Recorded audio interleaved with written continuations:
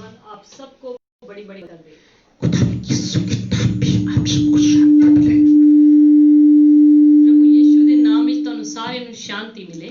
Hallelujah hallelujah. आप सबने आज की आराधना से बड़ी आशीष पाई होगी। तुसी बड़ी छोटी सी प्रार्थना में जाएंगे। आओ उसी वचन तो पहला छोटी जी दुआ विच जावांगे। अपनी आंखें बंद कर ले। सारे जने अपनी अखां नू बंद कर बेटे लेंगे अपने सिर को ढक के रखें। और भैना अपने सिर नू ढक के रखन। खुदावन आपने अभी तक इस सभा को अपने हाथों में लेकर चला। खुदा ने बात करते हैं। खुदावन हुण तक तुसी इस सभा नू अपने हाथां विच लेके चलाया, तुहाडा शुक्र धन्नवाद करते हैं। खुदावन आपके स्वर्ग के राज्य में कबूल हो जाए। ओ प्रभु जी तुहाडे स्वर्ग राज विच कबूल हो जाए। अभी पिता आपके लोग आपकी वाणी को सुनना चाहते हैं। हुण पिता तुहाडे बच्चे तुहाडी वाणी नू सुनना चाहते ने। पिता हम सबसे बात कर। आओ पिता जी तुसी अपने बच्चों नाल गलबात करो। अपने दास दासी को अपने आत्मा के द्वारा चलाएं। अपने दास दासी नू अपने आत्मा दे द्वारा चलाओ तेजी बड़ी तेजी लोगों तक पहुंचाई जाए। ताकि पिता परमेश्वर तुहाडा वचन तुहाडे लोकां तक पहुंचाया जावे।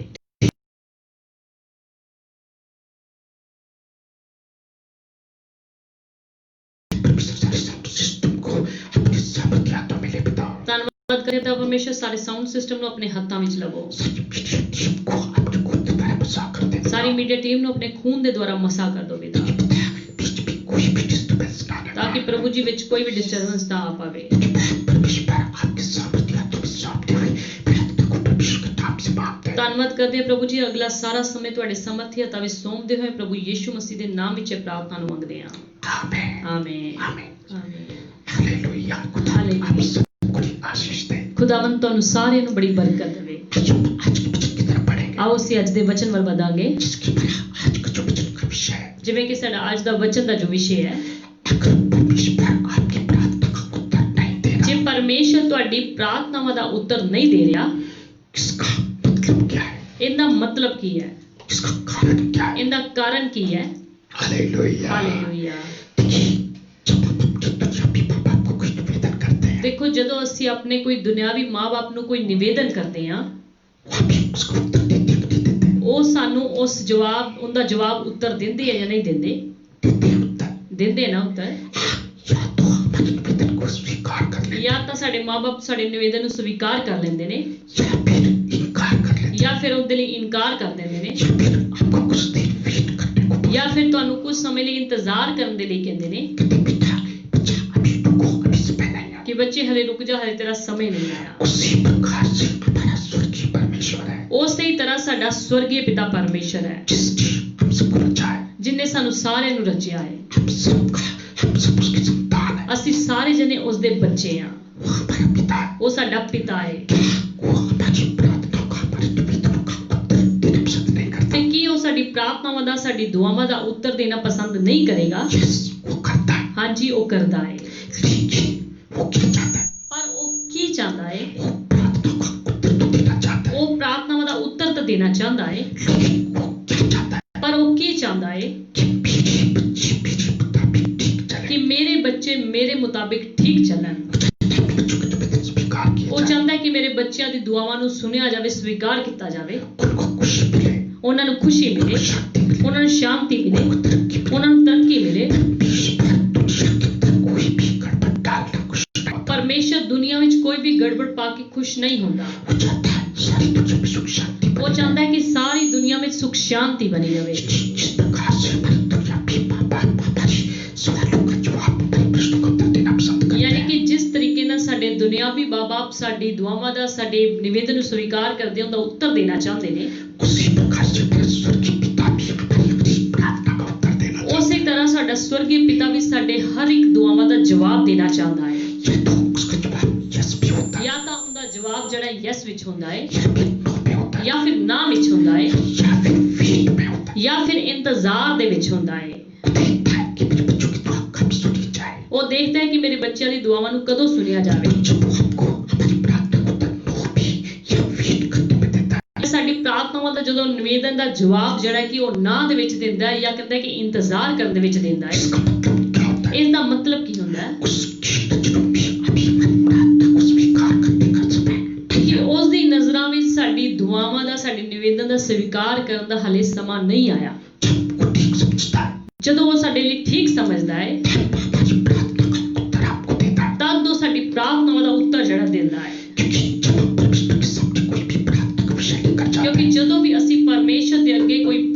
ਦਾ ਨਿਵੇਦਨ ਜਿਹੜਾ ਕਿ ਅੱਗੇ ਦੁਆਵਾਂ ਅੱਗੇ ਲੈ ਕੇ ਜਾਂਦੇ ਆ, वो हमारे जीवन को बारीकी से चेक करता ਉਹ है। ਸਾਡੇ ਜੀਵਨ ਨੂੰ ਬਰੀਕੀ ਦੇ ਨਾਲ ਚੈੱਕ ਕਰਦਾ ਹੈ। क्या चेक करता है बारीकी से? ਕੀ ਚੈੱਕ ਕਰਦਾ ਹੈ ਬਰੀਕੀ ਦੇ ਨਾਲ? प्रार्थना कितनी करते हैं, ਕਿ ਅਸੀਂ ਪ੍ਰਾਰਥਨਾ ਕਿੰਨੀ ਕਰਦੇ ਹਾਂ, वचन कितना पढ़ते हैं। ਅਸੀਂ ਵਚਨ ਕਿੰਨਾ ਪੜ੍ਹਦੇ ਹਾਂ, जो मैंने वचन दिया है ਕਿ ਜਿਹੜਾ ਮੈਂ ਆਪਣੇ ਬੱਚਿਆਂ ਨੂੰ ਵਚਨ ਦਿੱਤਾ ਹੈ वो कितना पढ़ते हैं, ਉਹ ਕਿੰਨਾ ਕੁ ਪੜ੍ਹਦੇ ਨੇ, कितना उस पर अमल करते हैं, ਕਿੰਨੇ ਕੁ ਮੇਰੇ ਵਚਨਾਂ ਤੇ ਅਮਲ ਕਰਦੇ ਨੇ, या कितना मेरे वचन को, मेरी शक्ति को अटैच करते ਜਾਂ ਮੇਰੇ ਵਚਨ ਨੂੰ ਇਹਨਾਂ ਦਾ ਮਨ ਕਿੱਦਾਂ ਦਾ ਹੈ, हैं। इनका जीवन कैसा है, ਇਹਨਾਂ ਦਾ ਜੀਵਨ ਕਿੱਦਾਂ ਦਾ ਹੈ, हम उस परमेश्वर को प्यार कितना करते हैं। ਅਸੀਂ ਉਸ ਪਰਮੇਸ਼ਰ ਨੂੰ ਪ੍ਰੇਮ ਕਿੰਨਾ ਕੁ ਕਰਦੇ ये ਹਾਂ। सारी बातें परमेश्वर अपने बच्चों के जीवन से चेक करता है। ਇਹ ਸਾਰੀਆਂ ਗੱਲਾਂ ਪਰਮੇਸ਼ਰ ਆਪਣੇ ਬੱਚਿਆਂ ਦੇ ਜੀਵਨਾਂ ਵਿੱਚ ਚੈੱਕ ਕਰਦਾ ਹੈ ये सारा कुछ चेकिंग वो सेकंडों में कर लेता ਤੇ है, ਉਹ ਸਾਰਾ ਕੁਝ ਚੈਕਿੰਗ ਜਿਹੜਾ ਕਿ 1 ਸੈਕਿੰਡ ਵਿੱਚ ਕਰ ਲੈਂਦਾ ਹੈ, सेकंडों में कर लेता है। ਸੈਕਿੰਡਾਂ ਵਿੱਚ ਹੀ ਉਹ ਸਾਡੇ ਜੀਵਨਾਂ ਨੂੰ ਚੈੱਕ ਕਰ ਲੈਂਦਾ वो ਹੈ। हमारी प्रार्थना के विषय पर फैसला लेता है, ਫਿਰ ਉਹ ਸਾਡੇ ਪ੍ਰਾਰਥਨਾ ਦੇ ਵਿਸ਼ੇ ਉੱਤੇ ਫੈਸਲਾ ਲੈਂਦਾ जो ਹੈ। उस परमेश्वर पर निर्भर करता है,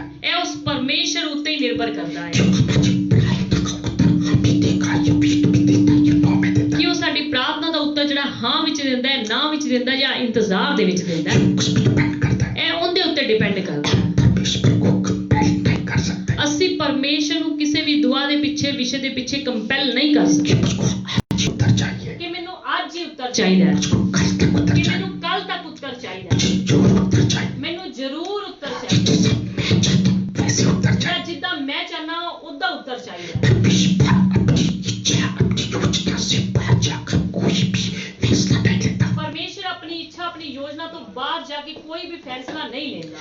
वो जब भी कोई अपनी प्रार्थना के ऊपर फैसला लेता है, ਉਹ ਜਦੋਂ ਵੀ ਸਾਡੇ ਪ੍ਰਾਰਥਨਾ ਦੇ ਉੱਪਰ ਕੋਈ ਫੈਸਲਾ ਲੈਂਦਾ ਹੈ, वो अपने वचन के मुताबिक उसको चेक करता है। ਉਹ ਆਪਣੇ ਵਚਨ ਦੇ ਮੁਤਾਬਿਕ ਆਪਣੇ ਬੱਚਿਆਂ ਨੂੰ ਚੈੱਕ ਕਰਦਾ ਹੈ। ऐसा नहीं कि मान लीजिए हमारा जीवन ठीक नहीं, ਐਦਾਂ नहीं कि ਸਾਡਾ ਜੀਵਨ ਮੰਨ ਲਓ ਠੀਕ ਨਹੀਂ आपको प्रार्थना करिए, रोजा रखें, ਤਾਂ ਅਸੀਂ ਖੂਬ ਪ੍ਰਾਰਥਨਾ ਕਰੀਏ, ਖੂਬ ਰੋਜ਼ੇ ਰੱਖੀਏ तो परमेश्वर को जबरदस्ती बनाए, ਤੇ ਪਰਮੇਸ਼ਰ ਨੂੰ ਅਸੀਂ ਜ਼ਬਰਦਸਤੀ ਮਨਾਈਏ, जब तक हम उसकी नजरों में सही नहीं ਜਦ होंगे, ਤੱਕ ਅਸੀਂ ਉਸਦੇ ਨਜ਼ਰਾਂ ਵਿੱਚ ਸਹੀ ਨਹੀਂ ਹੋਵਾਂਗੇ, तब तक वो हमारी प्रार्थना का उत्तर यस भी नहीं देगा। ਤਦ ਤੱਕ ਉਹ ਸਾਡੀ ਪ੍ਰਾਰਥਨਾ ਦਾ ਉੱਤਰ ਜਿਹੜਾ ਕਿ ਹਾਂ ਦੇ ਵਿੱਚ ਨਹੀਂ ਦੇਵੇਗਾ।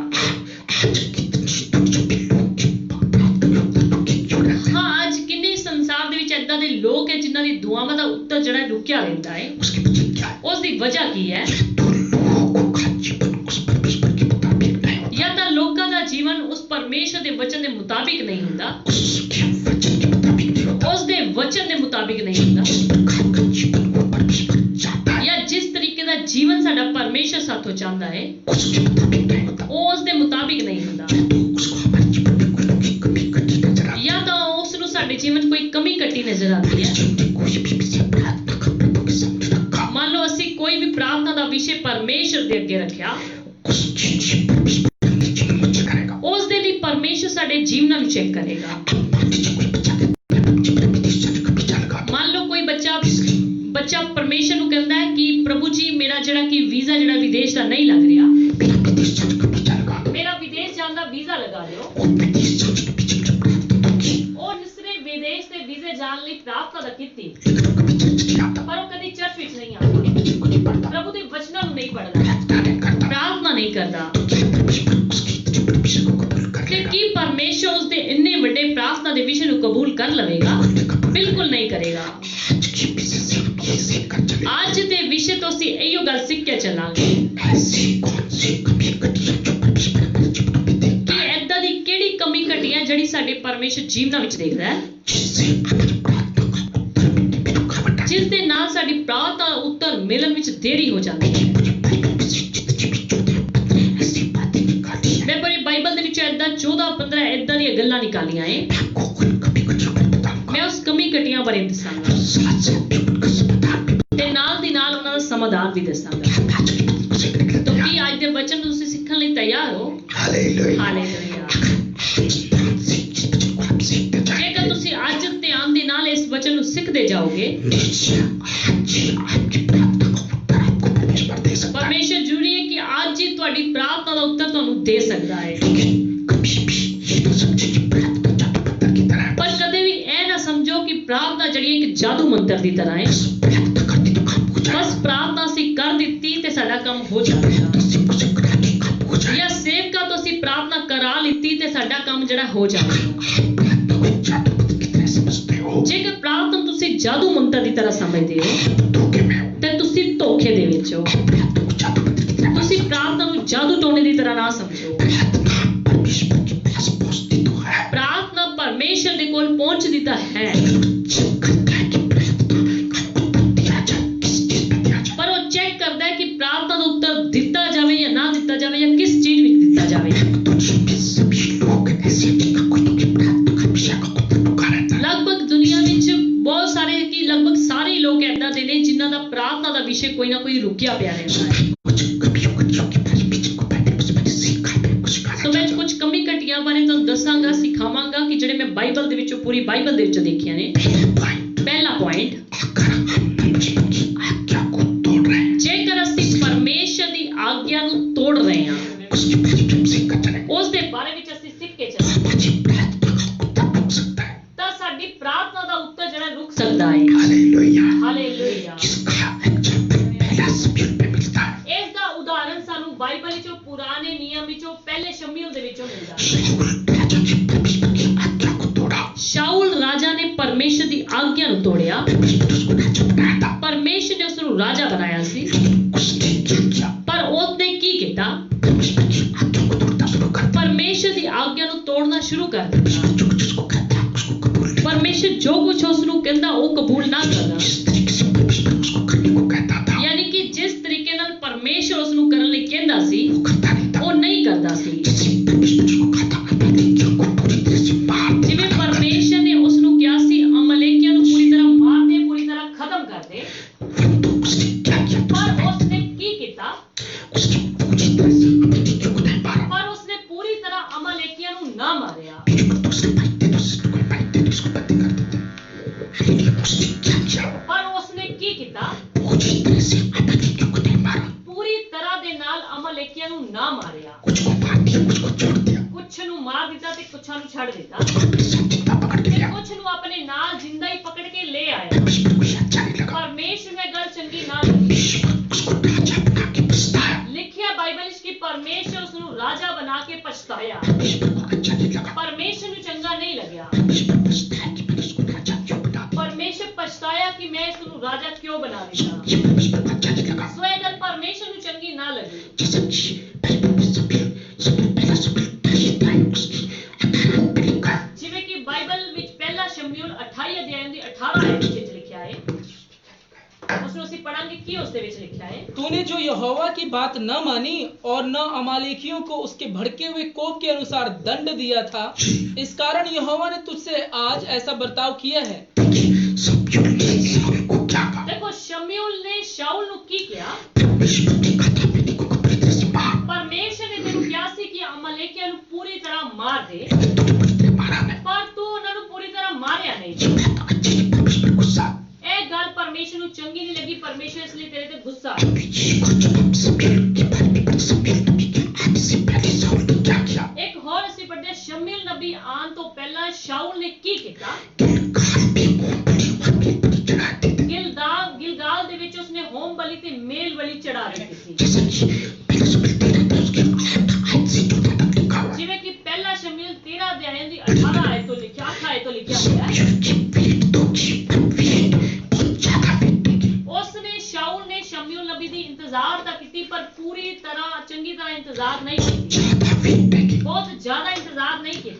शाऊल ने क्या खुद ही मेलबलि और बलि चढ़ा दी। तो शाऊल ने ਕੀ ਕੀਤਾ? ਹੋਮ ਬਲੀ ਤੇ ਮੇਲ ਬਲੀ ਖੁਦ ਆਪਣੇ ਆਪ ਹੀ ਚੜਾ ये ਦਿੱਤੀ। भी शमूएल को अच्छा नहीं लगा। ਇਹ ਵੀ ਸ਼ਮੂਏਲ ਨਬੀ ਨੂੰ ਚੰਗਾ ਨਾ ਲੱਗਾ। परमेश्वर को भी अच्छा नहीं लगा। ਪਰਮੇਸ਼ਰ ਨੂੰ ਇਹ ਗੱਲ ਚੰਗੀ ਨਹੀਂ ਲੱਗੀ। और वैसे भी शाऊल राजा दाऊद के पीछे पड़ा रहता था। ਵੈਸੇ ਵੀ ਸ਼ਾਊਲ ਰਾਜਾ ਸੀ ਜਿਹੜਾ ਦਾਊਦ ਦੇ ਪਿੱਛੇ ਪਿਆ ਰਹਿੰਦਾ। सो परमेश्वर शाऊल को राजा बना के बसता ਸੋ ਲਿਖਿਆ ਕਿ ਪਰਮੇਸ਼ਰ ਸ਼ਾਊਲ ਨੂੰ ਰਾਜਾ ਬਣਾ ਕੇ ਪਛਤਾਇਆ। उसके बाद परमेश्वर ने उसके शाऊल की कोई भी दुआ नहीं सुनी, ਉਸ ਤੋਂ ਬਾਅਦ ਪਰਮੇਸ਼ਰ ਨੇ ਸ਼ਾਊਲ ਦੀ ਕੋਈ ਵੀ ਪ੍ਰਾਰਥਨਾ ਨੂੰ ਨਹੀਂ ਸੁਣਿਆ क्योंकि उसने परमेश्वर की आज्ञा को तोड़ा था। ਕਿਉਂਕਿ ਉਸਨੇ ਪਰਮੇਸ਼ਰ ਦੀ ਆਗਿਆ ਨੂੰ ਤੋੜਿਆ ਸੀ। हालेलुया। सो किसी भी सीखने को क्या मिलता है? ਸੋ ਇਸ ਤੋਂ ਵੀ ਸਾਨੂੰ ਸਿੱਖਣ ਨੂੰ ਕੀ ਮਿਲਦਾ ਹੈ? परमेश्वर आप लोगों को जो करने की आज्ञा देता है ਪਰਮੇਸ਼ਰ ਜੋ ਕੁਝ ਵੀ ਤੁਹਾਨੂੰ ਕਰਨ ਲਈ ਆਗਿਆ ਦਿੰਦਾ ਹੈ उसको माना करो, ਉਸ ਨੂੰ ਮੰਨਿਆ ਕਰੋ, उसको उसी तरीके से किया करो ਉਸ ਨੂੰ ਉਸੇ ਢੰਗ ਨਾਲ ਕਰਿਆ ਕਰੋ। जैसे जैसे परमेश्वर आपको करने को कहता है। ਸੋ ਜਿਵੇਂ ਪਰਮੇਸ਼ਰ ਤੁਹਾਨੂੰ ਕਰਨ ਲਈ ਕਹਿੰਦਾ ਹੈ इससे परमेश्वर खुश होगा ਜਿੰਦੇ ਨਾਲ ਪਰਮੇਸ਼ਰ ਤੁਹਾਥੋਂ ਖੁਸ਼ ਹੋਏਗਾ आपकी प्रार्थना का उत्तर नहीं रुकेगा ਤੇ ਤੁਹਾਡੀ ਪ੍ਰਾਰਥਨਾਵਾਂ ਦਾ ਉੱਤਰ ਨਹੀਂ ਰੁਕੇਗਾ। कई लोग क्या करते हैं ਕਈ ਲੋਕ ਕੀ ਕਰਦੇ ਨੇ जिस तरीके से परमेश्वर का परमेश्वर का वचन को करने को कहता है ਜਿਸ ਢੰਗ ਦੇ ਨਾਲ ਜਿਸ ਤਰੀਕੇ ਨਾਲ ਪਰਮੇਸ਼ਰ ਦਾ ਆਤਮਾ ਪਰਮੇਸ਼ਰ ਦਾ ਵਚਨ ਉਹਨਾਂ ਨੂੰ ਕਰਨ ਲਈ ਕਹਿੰਦਾ ਹੈ लोग उस तरीके से नहीं करते ਉਹ ਲੋਕ ਉਸ ਤਰੀਕੇ ਨਾਲ ਨਹੀਂ ਕਰਦੇ। इसलिए भी प्रार्थना का उत्तर परमेश्वर रोक लेता है ਇਸ ਲਈ ਵੀ ਪਰਮੇਸ਼ਰ ਪ੍ਰਾਰਥਨਾ ਦਾ ਉੱਤਰ ਜਿਹੜਾ ਰੋਕ ਲੈਂਦਾ ਹੈ। जिस तरीके का उस तरीके से तूने किया ਪਰਮੇਸ਼ਰ ਕਹਿੰਦਾ ਜਿਸ ਤਰੀਕੇ ਨਾਲ ਮੈਂ ਕਿਹਾ ਉਸੇ ਤਰੀਕੇ ਨਾਲ ਤੂੰ ਕੀਤਾ ਹੈ उस तरीके से तुझे किया नहीं ਉਸ ਤਰੀਕੇ ਨਾਲ ਤੂੰ ਕੀਤਾ ਹੀ ਨਹੀਂ हम तेरे मुताबिक क्यों करो ਫਿਰ ਮੈਂ ਤੇਰੇ ਮੁਤਾबिक ਕਿਉਂ ਕਰਾਂ। क्योंकि पहला पॉइंट ਇਹ ਹੋ ਗਿਆ ਪਹਿਲਾ ਪੁਆਇੰਟ परमेश्वर की आज्ञा को जब आप तोड़ते हैं ਕਿ ਪਰਮੇਸ਼ਰ ਦੀ ਆਗਿਆ ਨੂੰ ਜਦੋਂ ਤੁਸੀਂ ਤੋੜਦੇ ਹੋ परमेश्वर का क्रोध बढ़ता है परमेश्वर आपकी दुआ का जवाब नहीं ਪਰਮੇਸ਼ਰ देता ਦਾ ਗੁੱਸਾ ਭੜਕਦਾ ਹੈ ਪਰਮੇਸ਼ਰ ਸਾਡੀ ਦੁਆਵਾਂ ਦਾ ਜਵਾਬ ਨਹੀਂ ਦਿੰਦਾ। दूसरा पॉइंट ਦੂਸਰਾ ਪੁਆਇੰਟ अगर आप परमेश्वर के सेवकों की कोई की नहीं सुनते ਜੇ ਤੁਸੀਂ ਪਰਮੇਸ਼ਰ ਦੇ ਸੇਵਕਾਂ ਦੀ ਨਹੀਂ ਸੁਣਦੇ तो भी आपकी प्रार्थना को तब ਤਾਂ ਵੀ ਤੁਹਾਡੀ ਪ੍ਰਾਰਥਨਾ ਦਾ ਉੱਤਰ ਜਿਹੜਾ ਰੁਕ ਸਕਦਾ ਹੈ। देखो जब परमेश्वर के पवित्र सेवक आपको कुछ करने को बोलते ਦੇਖੋ हैं ਜਦੋਂ ਪਰਮੇਸ਼ਰ ਦੇ ਪਵਿੱਤਰ ਸੇਵਕ ਤੁਹਾਨੂੰ ਕੁਝ ਕਰਨ ਲਈ ਕਹਿੰਦੇ ਨੇ समझो वो परमेश्वर की तरफ से कुछ करने को कहते हैं ਸਮਝੋ ਪਰਮੇਸ਼ਰ ਦੇ ਵੱਲੋਂ ਤੁਹਾਨੂੰ ਕੁਝ ਕਰਨ ਲਈ ਕਹਿੰਦੇ ਨੇ। जब परमेश्वर की तरफ से पवित्र सेवक बोलते ਤੇ हैं ਜਦੋਂ ਪਰਮੇਸ਼ਰ ਦੇ ਵੱਲੋਂ ਪਵਿੱਤਰ ਸੇਵਕ ਬੋਲਦੇ ਨੇ गुप्ता समाज में दो प्रकार के सेवक हैं ਮੈਂ ਤੁਹਾਨੂੰ ਪਹਿਲਾਂ ਵੀ ਦੱਸਿਆ ਹੈ ਕਿ ਸਮਾਜ ਵਿੱਚ ਦੋ ਤਰ੍ਹਾਂ ਦੇ ਸੇਵਕ ਨੇ एक तो उसके भेजे हुए ਇੱਕ ਤਾਂ ਉਹਦੇ ਭੇਜੇ ਹੋਏ एक उसके ना भेजे ਤੇ हुए ਇੱਕ ਉਹਦੇ ਨਾ ਭੇਜੇ ਹੋਏ। उसके जो भेजे हुए सेवक कुछ बोलते हैं ਤੇ ਉਹਦੇ ਜਿਹੜੇ ਭੇਜੇ ਹੋਏ ਸੇਵਕ ਜਿਹੜੇ ਕੁਝ ਬੋਲਦੇ ਨੇ समझो परमेश्वर की तरफ से ਸਮਝੋ ਪਰਮੇਸ਼ਰ ਦੇ ਵੱਲੋਂ ਬੋਲਦੇ ਨੇ। वो आपको कुछ सलाह देते हैं कुछ समझाते हैं ਜੇਕਰ ਉਹ ਤੁਹਾਨੂੰ ਕੋਈ ਸਲਾਹ ਦਿੰਦੇ ਆ ਕੁਝ ਤੁਹਾਨੂੰ ਸਮਝਾਉਂਦੇ ਨੇ समझो परमेश्वर की तरफ से बोलते ਤੇ ਸਮਝੋ ਪਰਮੇਸ਼ਰ ਦੇ ਵੱਲੋਂ ਬੋਲਦੇ हैं ਨੇ। उनकी बातों पर अमल नहीं करते ਜੇਕਰ ਤੁਸੀਂ ਉਹਨਾਂ ਦੀ ਗੱਲਾਂ ਤੇ ਅਮਲ ਨਹੀਂ ਕਰਦੇ उसको फॉलो नहीं करते ਉਸ ਨੂੰ ਫੋਲੋ ਨਹੀਂ ਕਰਦੇ ये भी परमेश्वर को अच्छा ਇਹ नहीं ਵੀ ਪਰਮੇਸ਼ਰ ਨੂੰ ਚੰਗਾ ਨਹੀਂ ਲੱਗਦਾ। जब आप उनकी नहीं सुनेंगे ਸੋ ਜਦੋਂ ਤੁਸੀਂ ਪਰਮੇਸ਼ਰ ਦੇ ਸੇਵਕਾਂ ਦੀ ਨਹੀਂ ਸੁਣੋਗੇ परमेश्वर आपकी नहीं ਤੇ सुनेगा ਪਰਮੇਸ਼ਰ ਤੁਹਾਡੀ ਨਹੀਂ ਸੁਣੇਗਾ। जैसे कि लूका 10 की 16 में लिखा है ਜਿਵੇਂ ਕਿ ਬਾਈਬਲ ਵਿੱਚ ਲੂਕਾ 10 ਅਧਿਆਇ ਦੀ 16 ਵਿੱਚ ਲਿਖਿਆ ਹੈ तुम्हारी सुनता है ਜਿਹੜਾ ਤੁਹਾਡੀ ਸੁਣਦਾ ਹੈ। यीशु ने क्या कहा ਪ੍ਰਭੂ ਯਿਸੂ ਨੇ ਕੀ ਕਿਹਾ तुम्हारी सुनता है ਜਿਹੜਾ ਤੁਹਾਡੀ ਸੁਣਦਾ ਹੈ वो मेरी सुनता ਉਹ ਮੇਰੀ ਸੁਣਦਾ ਹੈ। है तुम्हारी नहीं सुनता ਜਿਹੜਾ ਤੁਹਾਡੀ ਨਹੀਂ ਸੁਣਦਾ समझो मेरी नहीं ਉਹ सुनता ਸਮਝੋ ਮੇਰੀ ਵੀ ਨਹੀਂ ਸੁਣਦਾ। यूहन्ना 13 की 20 में ਤੇ ਯਹੂਨਾ 13 ਅਧਿਆਇ ਦੀ 20 ਆਇਤ ਵਿੱਚ ਏਦਾਂ ਲਿਖਿਆ ਹੈ तुम्हें ग्रहण करता है ਜੋ ਤੁਹਾਨੂੰ ਕਬੂਲ ਕਰਦਾ ਹੈ वो मुझे ग्रहण करता ਉਹ ਮੈਨੂੰ ਕਬੂਲ है ਕਰਦਾ सो ਹੈ। इसके सेवकों की सुना करो ਸੋ ਇਸ ਲਈ ਸੇਵਕਾਂ ਦੀ ਸੁਣਿਆ ਕਰੋ। कितने लोगों को हमने अपनी सेवकाई में देखा है ਕਿੰਨੇ ਲੋਕਾਂ ਨੂੰ ਅਸੀਂ ਆਪਣੀ ਸੇਵਕਾਈ ਵਿੱਚ ਏਦਾਂ ਦੇਖਿਆ ਹੈ जो कोई अच्छी सलाह दी ਉਹਨਾਂ ਨੂੰ ਜਦੋਂ ਕੋਈ ਚੰਗੀ ਸਲਾਹ ਦਿੱਤੀ अगर तुमने कबूल कर ਜੇ ਤਾਂ ਉਹਨਾਂ ਨੇ ਕਬੂਲ ਕਰ ਲਈ लिया जीवन में शांति ਉਹਨਾਂ ਦੇ ਜੀਵਨ ਵਿੱਚ ਸ਼ਾਂਤੀ तरक्की आए ਤਰੱਕੀ ਆਈ। अगर तुमने कबूल नहीं ਜੇ ਉਹਨਾਂ ਨੇ ਕਬੂਲ ਨਹੀਂ ਕੀਤੀ उनके जीवन में नाश हुआ ਉਹਨਾਂ ਦੇ ਜੀਵਨ ਵਿੱਚ ਨਾਸ਼ ਆਇਆ उनके घर बर्बाद हुआ ਉਹਨਾਂ ਦੇ घਰ बर्बाद होए। सेवकों की बातों को यूं ही चितारना ਤੇ ਯਾਦ ਰੱਖੋ ਸੇਵਕਾਂ ਦੀ ਗੱਲਾਂ ਨੂੰ ਐਦਾਂ ਹੀ ਨਹੀਂ ਟਾਲ ਦੇਣਾ। उसके पीछे हुए सेवक जिनको कोई लालच नहीं होता ਉਸ ਦੇ ਭੇਜੇ ਹੋਏ ਸੇਵਕ ਜਿਨ੍ਹਾਂ ਨੂੰ ਕੋਈ ਲਾਲਚ ਨਹੀਂ ਹੁੰਦਾ उसकी तरफ से बोलते हैं ਜਿਹੜੇ ਉਸ ਦੇ ਵੱਲੋਂ ਬੋਲਦੇ ਨੇ। उनकी बातों को डालोगे ਜੇਕਰ ਤੁਸੀਂ ਉਹਨਾਂ ਦੀ ਗੱਲਾਂ ਨੂੰ ਟਾਲੋ समझो आप खुदा की बात को डाल ਤੇ ਸਮਝੋ ਤੁਸੀਂ ਪਰਮੇਸ਼ਰ ਦੀ ਗੱਲ ਨੂੰ ਟਾਲ अगर परमेश्वर की बात को डालोगे ਜੇ ਪਰਮੇਸ਼ਰ ਦੀ ਗੱਲ ਨੂੰ ਟਾਲੋਗੇ परमेश्वर आपकी की की दुआ को डालेगा ਤੇ ਪਰਮੇਸ਼ਰ ਤੁਹਾਡੀ ਕੀਤੀਆਂ ਗਈਆਂ ਪ੍ਰਾਰਥਨਾਵਾਂ ਨੂੰ ਟਾਲੇਗਾ उस पर ध्यान नहीं देगा ਉਹਦੇ ਤੇ ਧਿਆਨ ਨਹੀਂ ਦੇਵੇਗਾ। जिन लोगों की प्रार्थनाओं पर परमेश्वर इसकी ध्यान नहीं देता ਕਿੰਨੇ ਲੋਕਾਂ ਦੀ ਪ੍ਰਾਰਥਨਾ ਵਿੱਚ ਪਰਮੇਸ਼ਰ ਇਸ ਲਈ ਧਿਆਨ ਨਹੀਂ ਲਿਆਉਂਦਾ वो उसके सेवकों की बातों पर ध्यान नहीं देता ਕਿ ਉਹ ਉਸ ਦੇ ਸੇਵਕਾਂ ਦੀ ਗੱਲ ਵਿੱਚ ਧਿਆਨ ਨਹੀਂ ਲਗਾਉਂਦਾ। ये दूसरा पॉइंट ਇਹ ਹੋ ਗਿਆ ਦੂਸਰਾ ਪੁਆਇੰਟ। हम सभी को आशीष मिलती ਇਹ ਤੁਹਾਨੂੰ ਸਾਰਿਆਂ ਨੂੰ ਆਸ਼ੀਸ਼ ਮਿਲ ਰਹੀ ਹੈ। है हालेलुया ਹਾਲੇਲੂਇਆ। अभी तीसरा पॉइंट ਹੁਣ ਤੀਸਰਾ ਪੁਆਇंट आप जो प्रार्थना करते हो कपटी मन से करते हैं ਜੇਕਰ ਤੁਸੀਂ ਜਿਹੜੀ ਪ੍ਰਾਰਥਨਾ ਕਰਦੇ ਹੋ ਕਮੰਡੀ ਮਨ ਦੇ ਨਾਲ ਕਰਦੇ ਹੋ अगर तो हलीमी से प्रार्थना करते ਦੇਖੋ ਜੇ ਤਾਂ ਹਲੀਮੀ ਦੇ ਨਾਲ ਪ੍ਰਾਰਥਨਾ हैं लोगों की प्रार्थना करते ਹਲੀਮ ਹੋ ਕੇ ਦੀਨ ਹੋ ਕੇ ਪ੍ਰਾਰਥਨਾ ਕਰਦੇ ਹੋ हैं परमेश्वर उसको कबूल ਫਿਰ ਤਾਂ ਪਰਮੇਸ਼ਰ ਉਸ ਨੂੰ ਕਬੂਲ ਕਰ उसको सुनेगा ਉਸ ਨੂੰ ਸੁਨੇਗਾ आपको उत्तर देगा ਸੁਣ ਕੇ ਉਸ ਦਾ ਉੱਤਰ ਵੀ ਤੁਹਾਨੂੰ ਦੇਗਾ। आप कपटी मन से करते ਜੇਕਰ ਤੁਸੀਂ ਕਮੰਡੀ ਮਨ ਦੇ ਨਾਲ ਕਰਦੇ हैं आपकी प्रार्थना का उत्तर रुक ਤੇ सकता है ਤੁਹਾਡੀ ਪ੍ਰਾਰਥਨਾਵਾਂ ਦਾ ਉੱਤਰ ਰੁਕ ਸਕਦਾ ਹੈ। कई लोगों का कपटी मन होता है ਕਈ ਲੋਕਾਂ ਦਾ ਕਮੰਡੀ ਮਨ ਹੁੰਦਾ ਹੈ वो बोलते भी कपटी बात ਯਾਨੀ ਕਿ ਉਹ ਬੋਲਦੇ ਵੀ ਕਮੰਡੀ ਆਵਾਜ਼ ਦੇ जब ਨਾਲ वो प्रार्थना करते हैं ਤੇ ਜਦੋਂ ਪ੍ਰਾਰਥਨਾ ਕਰਦੇ ਨੇ उनकी आवाज पे भी ਤੇ कपटी ਉਹਨਾਂ ਦੀ आवाज ਦੇ ਵਿੱਚ ਵੀ ਕਮੰਡ ਆਉਂਦੀ ਹੈ।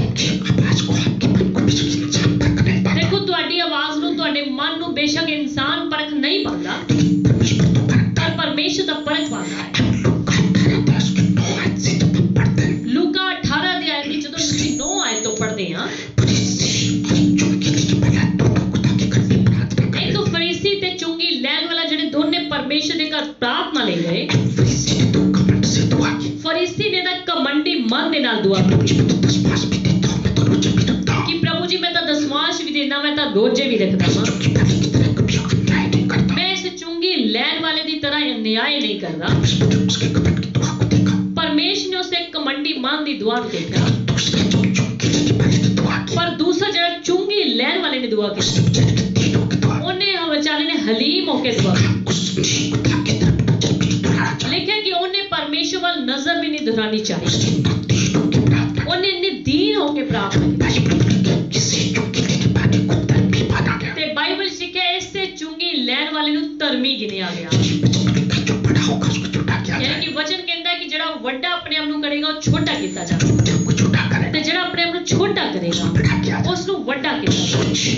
आप जब दुआ करते हो किस तरीके से करते हो? ਤਾਂ ਸੋਚੋ ਜਿਹੜੀ ਤੁਸੀਂ ਦੁਆ ਕਰਦੇ ਹੋ ਕਿਸ ਮਨ ਦੇ ਨਾਲ ਕਰਦੇ ਹੋ, कपटी मन से करते ਕੀ ਕਮੰਡੀ ਮਨ ਦੇ ਨਾਲ हो? ਕਰਦੇ ਹੋ? आपकी दुआ बिल्कुल नहीं सुनी ਪਰ जाएगी। ਯਾਦ ਰੱਖੋ ਫਿਰ ਤੁਹਾਡੀ ਦੁਆ ਬਿਲਕੁਲ ਨਹੀਂ ਸੁਣੀ ਜਾਵੇਗੀ। चार की जब क्या लिखा है? ਯਾਕੂਬ 4:6 ਹੈ, कपटियों का तो विरोध करता है, ਪਰਮੇਸ਼ਰ ਕਮੰਡੀਆਂ ਦਾ ਤਾਂ ਵਿਰੋਧ ਕਰਦਾ ਹੈ, देशहीन लोगों पर अनुग्रह ਪਰ करता ਉਹ ਦੀਨ ਲੋਕਾਂ ਉੱਤੇ ਦਇਆ ਕਰਦਾ ਹੈ। है। सूरज के 5 में क्या लिखा ਨੀਤੀ है? ਵਚਨ 16 ਅਧਿਆਇ ਦੀ 5 ਆਇਤ ਵਿੱਚ ਲਿਖਿਆ ਹੈ, कपटियों से परमेश्वर घृणा करता है। ਸਾਰੇ ਮਨ ਦੇ ਕਮੰਡੀਆਂ ਲੋਕਾਂ ਦੇ ਨਾਲ ਪਰਮੇਸ਼ਰ ਨਫ਼ਰਤ ਕਰਦਾ ਹੈ। जिसके दीन होकर प्रार्थना किया, ਇਸ ਲਈ ਦੀਨ ਹੋ ਕੇ ਪ੍ਰਾਰਥਨਾ ਕਰੋ, अपने जीवन में दीन नम्र बन के रहा करो। ਆਪਣੇ ਜੀਵਨ ਵਿੱਚ ਦੀਨ ਨਮਰ ਹੋ ਕੇ ਰਿਹਾ ਕਰੋ। खुदा के सामने प्रार्थना करने वाले बड़ा दीन बन के आया करो। ਜੇਕਰ ਪਰਮੇਸ਼ਰ ਦੇ ਸਾਹਮਣੇ ਪ੍ਰਾਰਥਨਾ ਕਰਨੀ ਬੜੀ ਦੀਨ ਹੋ ਕੇ ਆਇਆ ਕਰੋ, ताकि आवाज में दुआ करो, ਦੀਨਤਾ ਦੀ ਆਵਾਜ਼ ਵਿੱਚ ਦੁਆ ਕਰੋ, दिल होकर दुआ करो, ਨਮਰ ਹੋ ਕੇ ਦੁਆ ਕਰੋ, कर दुआ किया करो। ਝੁੱਕ ਕੇ ਦੁਆ ਕਰੋ प्रभु जी मैं तो कमजोर हूँ, मैं तो तेरे सामने कुछ भी नहीं। ਕਿ ਪ੍ਰਭੂ ਜੀ ਮੈਂ ਤਾਂ ਕਮਜ਼ੋਰ ਹਾਂ, ਮੈਂ ਤੁਹਾਡੇ ਸਾਹਮਣੇ कुछ भी नहीं, सब मेरे से अच्छे हैं प्रभु। ਸਾਰੇ ਸਾਰੇ ਮੇਰੇ ਨਾਲ ਚੰਗੇ ਹਨ। तेरे सामने अपनी पुकार लेकर आया हूँ। ਮੈਂ ਤਾਂ ਤੇਰੇ ਸਾਹਮਣੇ ਆਪਣੀ ਪੁਕਾਰ ਨੂੰ ਲੈ ਕੇ क्योंकि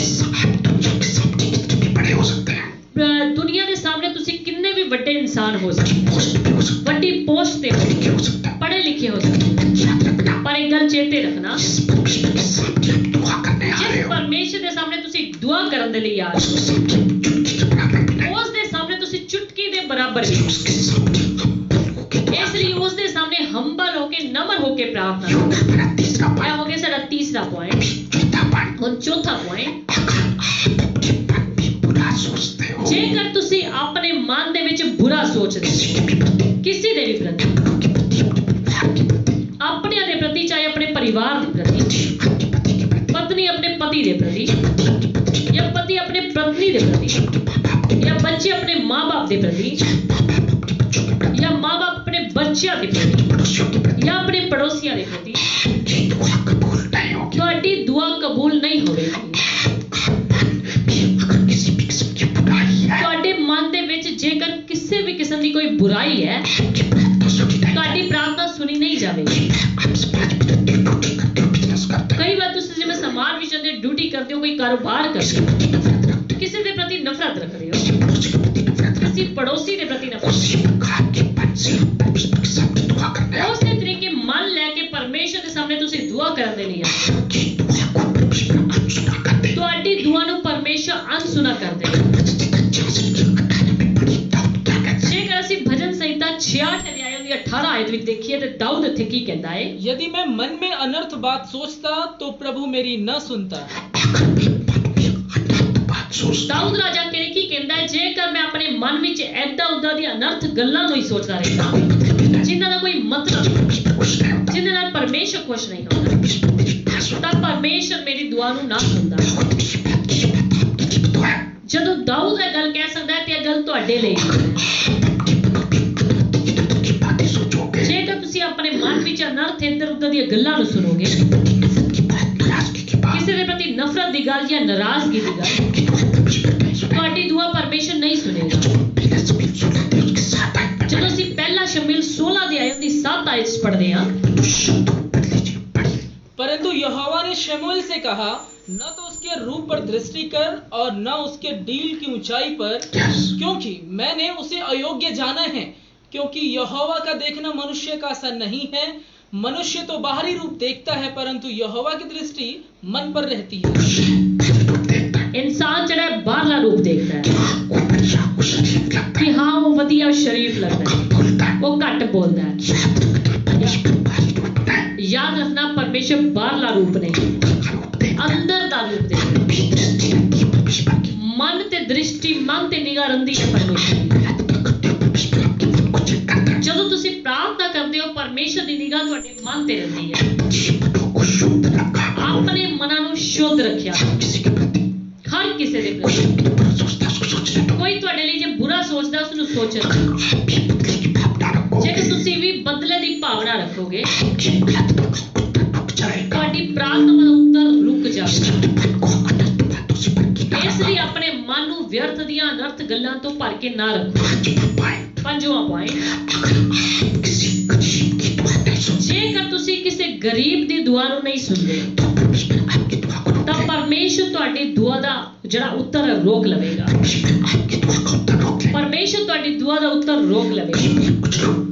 ਕਈ ਵਾਰ ਕੁਝ ਲੋਕ ਕੀ ਕਰਦੇ ਨੇ, ਧਰਮੀ ਕਹਿਲਾਉਂਦੇ ਆ, ਪ੍ਰਭੂ ਦੇ ਕਹਿਲਾਉਂਦੇ ਨੇ, ਪਰ ਗਰੀਬਾਂ ਦਾ ਮਜ਼ਾਕ ਉਡਾਉਂਦੇ ਨੇ, ਠੱਠਾ ਕਰਦੇ ਆ, ਉਹਨਾਂ ਦੀ ਮਦਦ ਨਹੀਂ ਕਰਦੇ, ਉਹਨਾਂ ਦੀ ਦੁਆ ਨਹੀਂ ਸੁਣਦੇ। ਜੇ ਕਿਸੇ ਗਰੀਬ ਨੇ ਕੋਈ ਮਦਦ ਮੰਗੀ ਉਹਦੀ ਮਦਦ ਨਹੀਂ ਕਰਦੇ। ਤੇ ਕਾਫੀ ਲੋਕ ਏਦਾਂ ਦੇ ਜਿਹੜੇ ਅਮੀਰਾਂ ਦੀ ਮਦਦ ਤਾਂ ਕਰਨਾ ਚਾਹੁੰਦੇ, ਉਹਨਾਂ ਦੇ ਨਾਲ ਗੱਲ ਕਰਨਾ ਵੀ ਚਾਹੁੰਦੇ, ਉਹਨਾਂ ਦੇ ਨਾਲ ਬੈਠਣਾ ਵੀ ਚਾਹੁੰਦੇ, ਪਰ ਗਰੀਬਾਂ ਦੀ ਮਦਦ ਨਹੀਂ ਕਰਨਾ, ਗਰੀਬਾਂ ਦੇ ਨਾਲ ਗੱਲ ਵੀ ਕਰਨਾ ਪਸੰਦ ਨਹੀਂ ਕਰਦੇ।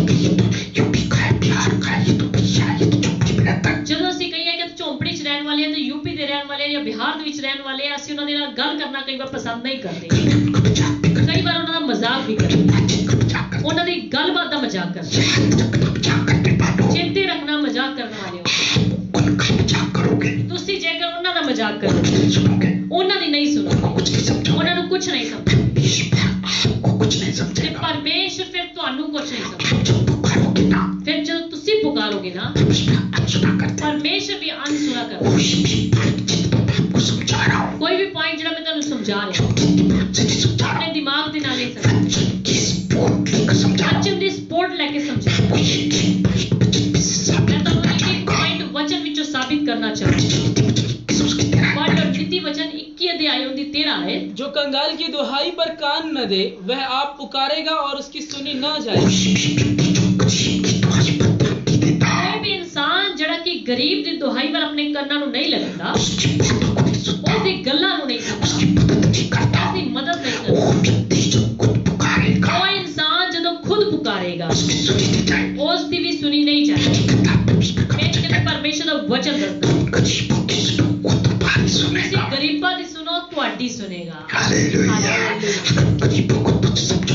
गरीबां नूं बुरा तुच्छ समझोगे कि ये तां बई है, ये तां यूपी बिहार दे, इन्हां दे नाल विआह कराउण दा की फायदा। तुसीं जिन्ना उन्हां दा मजाक करो एक दिन तुहाडा भी मजाक कीता जावेगा। मत्ती 25 अध्याय 42 आयत पर इदां लिखिया होया की लिखिया वचन विच, क्योंकि मैं भूखा था और तुमने मुझे खाने को नहीं दिया, मैं प्यासा था और तुमने मुझे पानी नहीं पिलाया, मैं परदेसी था और तुमने मुझे अपने घर में नहीं ठहराया, मैं नंगा था और तुमने मुझे कपड़े नहीं पहनाए, बीमार और बंदीगृह में था और तुमने मेरी सुधि न ली। तब वे उत्तर देंगे कि हे प्रभु, हमने तुझे कब भूखा या प्यासा या परदेसी या नंगा या बीमार या बंदीगृह में देखा और तेरी सेवा टहल न की। तब वह उन्हें उत्तर देगा, मैं तुमसे सच कहता हूं कि तुमने इन छोटे से छोटों में से किसी के साथ नहीं किया, वह मेरे साथ भी नहीं किया। देखो प्रभु जी की कहते ने, ਜਦੋਂ ਮੈਂ ਭੁੱਖਾ ਸੀ ਤੁਸੀਂ ਮੈਨੂੰ ਰੋਟੀ ਨਹੀਂ ਦਿੱਤੀ, ਜਦੋਂ ਮੈਂ ਪਿਆਸਾ ਸੀ ਤੁਸੀਂ ਮੈਨੂੰ ਪੀਣ ਲਈ ਪਾਣੀ ਨਹੀਂ ਦਿੱਤਾ, ਜਦੋਂ ਮੈਂ ਬਿਮਾਰ ਸੀ ਤੁਸੀਂ ਮੇਰੀ ਕੇਅਰ ਨਹੀਂ ਕੀਤੀ। ਉਸ ਦਿਨ ਬਹੁਤੇਰੇ ਕਹਿਣਗੇ ਕਿ ਪ੍ਰਭੂ ਜੀ ਅਸੀਂ ਤਾਂ ਕਦ ਤੁਹਾਨੂੰ ਬਿਮਾਰ ਕਦ ਤੁਹਾਨੂੰ ਭੁੱਖਾ ਦੇਖਿਆ, ਕਦ ਤੁਹਾਨੂੰ ਪਿਆਸਾ ਦੇਖਿਆ। ਉਸ ਦਿਨ ਪ੍ਰਭੂ ਜੀ ਕਹਿੰਦੇ ਜੇਕਰ ਤੁਸੀਂ ਮੇਰੇ ਛੋਟੇ ਦੇ ਛੋਟੇ ਬੱਚੇ ਦੇ ਨਾਲ ਏਦਾਂ ਕੀਤਾ ਤੇ ਸਮਝੋ ਮੇਰੇ ਨਾਲ ਕੀਤਾ। ਹਾਲੇਲੂਇਆ।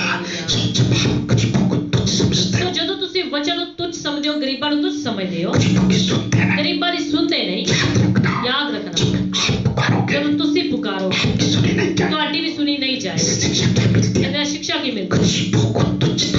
ਗਰੀਬਾਂ ਨੂੰ ਤੁੱਛ ਨਾ ਸਮਝਿਆ ਕਰੋ।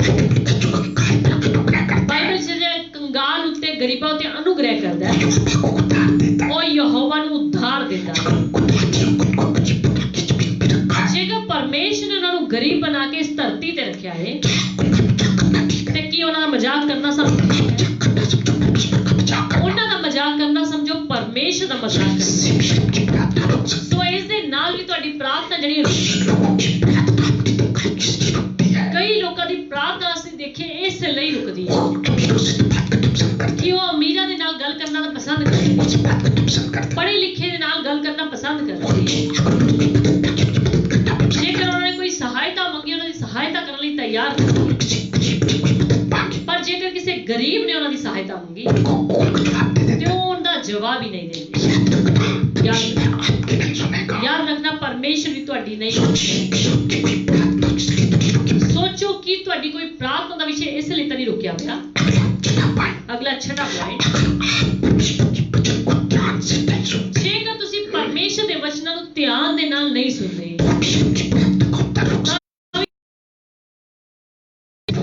ਜਦੋਂ ਪਰਮੇਸ਼ਰ ਉਹਨਾਂ ਦੇ ਨਾਲ ਬੋਲਦਾ ਹੈ, ਆਪਣੇ ਸੇਵਕਾਂ ਦੇ ਨਾਲ ਬੋਲਦਾ ਹੈ, ਜਾਂ ਮੰਨ ਲਓ ਤੁਸੀਂ YouTube ਤੇ Facebook ਤੇ ਕੋਈ ਪ੍ਰਚਾਰ ਸੁਣਦੇ ਜਾਂ ਸੰਡੇ ਨੂੰ ਵੀਰਵਾਰ ਨੂੰ ਜਿਵੇਂ ਆਨਲਾਈਨ ਪ੍ਰਚਾਰ ਹੁੰਦਾ ਹੈ, ਪਤਾ ਨਹੀਂ ਤੁਸੀਂ ਆਪਣੇ ਘਰਾਂ ਵਿੱਚ ਬੈਠੇ ਕਿਸ ਤਰੀਕੇ ਨਾਲ ਸੁਣਦੇ ਹੋ।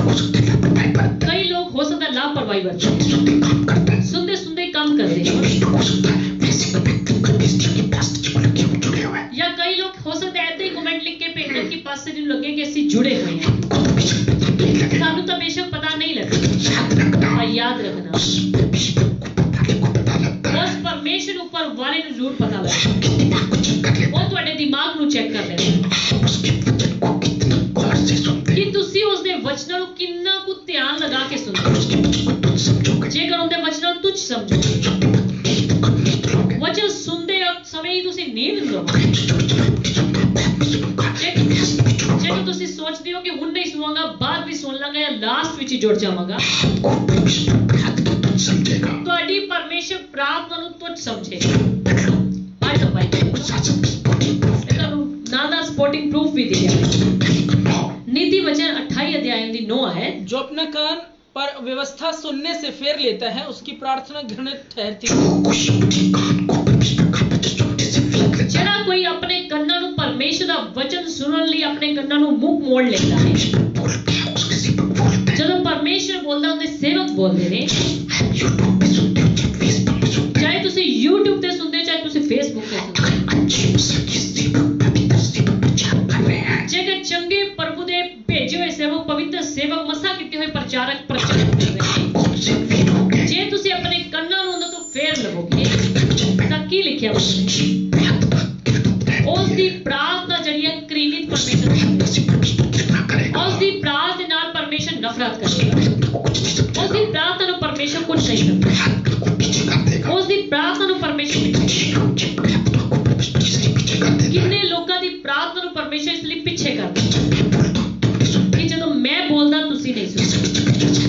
ਜਿਵੇਂ ਜ਼ਕਰੀਆ 7 ਅਧਿਆय ਦੀ 13 ਵਿੱਚ ਲਿਖਿਆ ਹੈ, और सेनाओं के यहोवा का यह वचन हुआ कि जैसे मेरे पुकारने पर उन्होंने नहीं सुना वैसे ही उसके पुकारने पर मैं भी न सुनूंगा।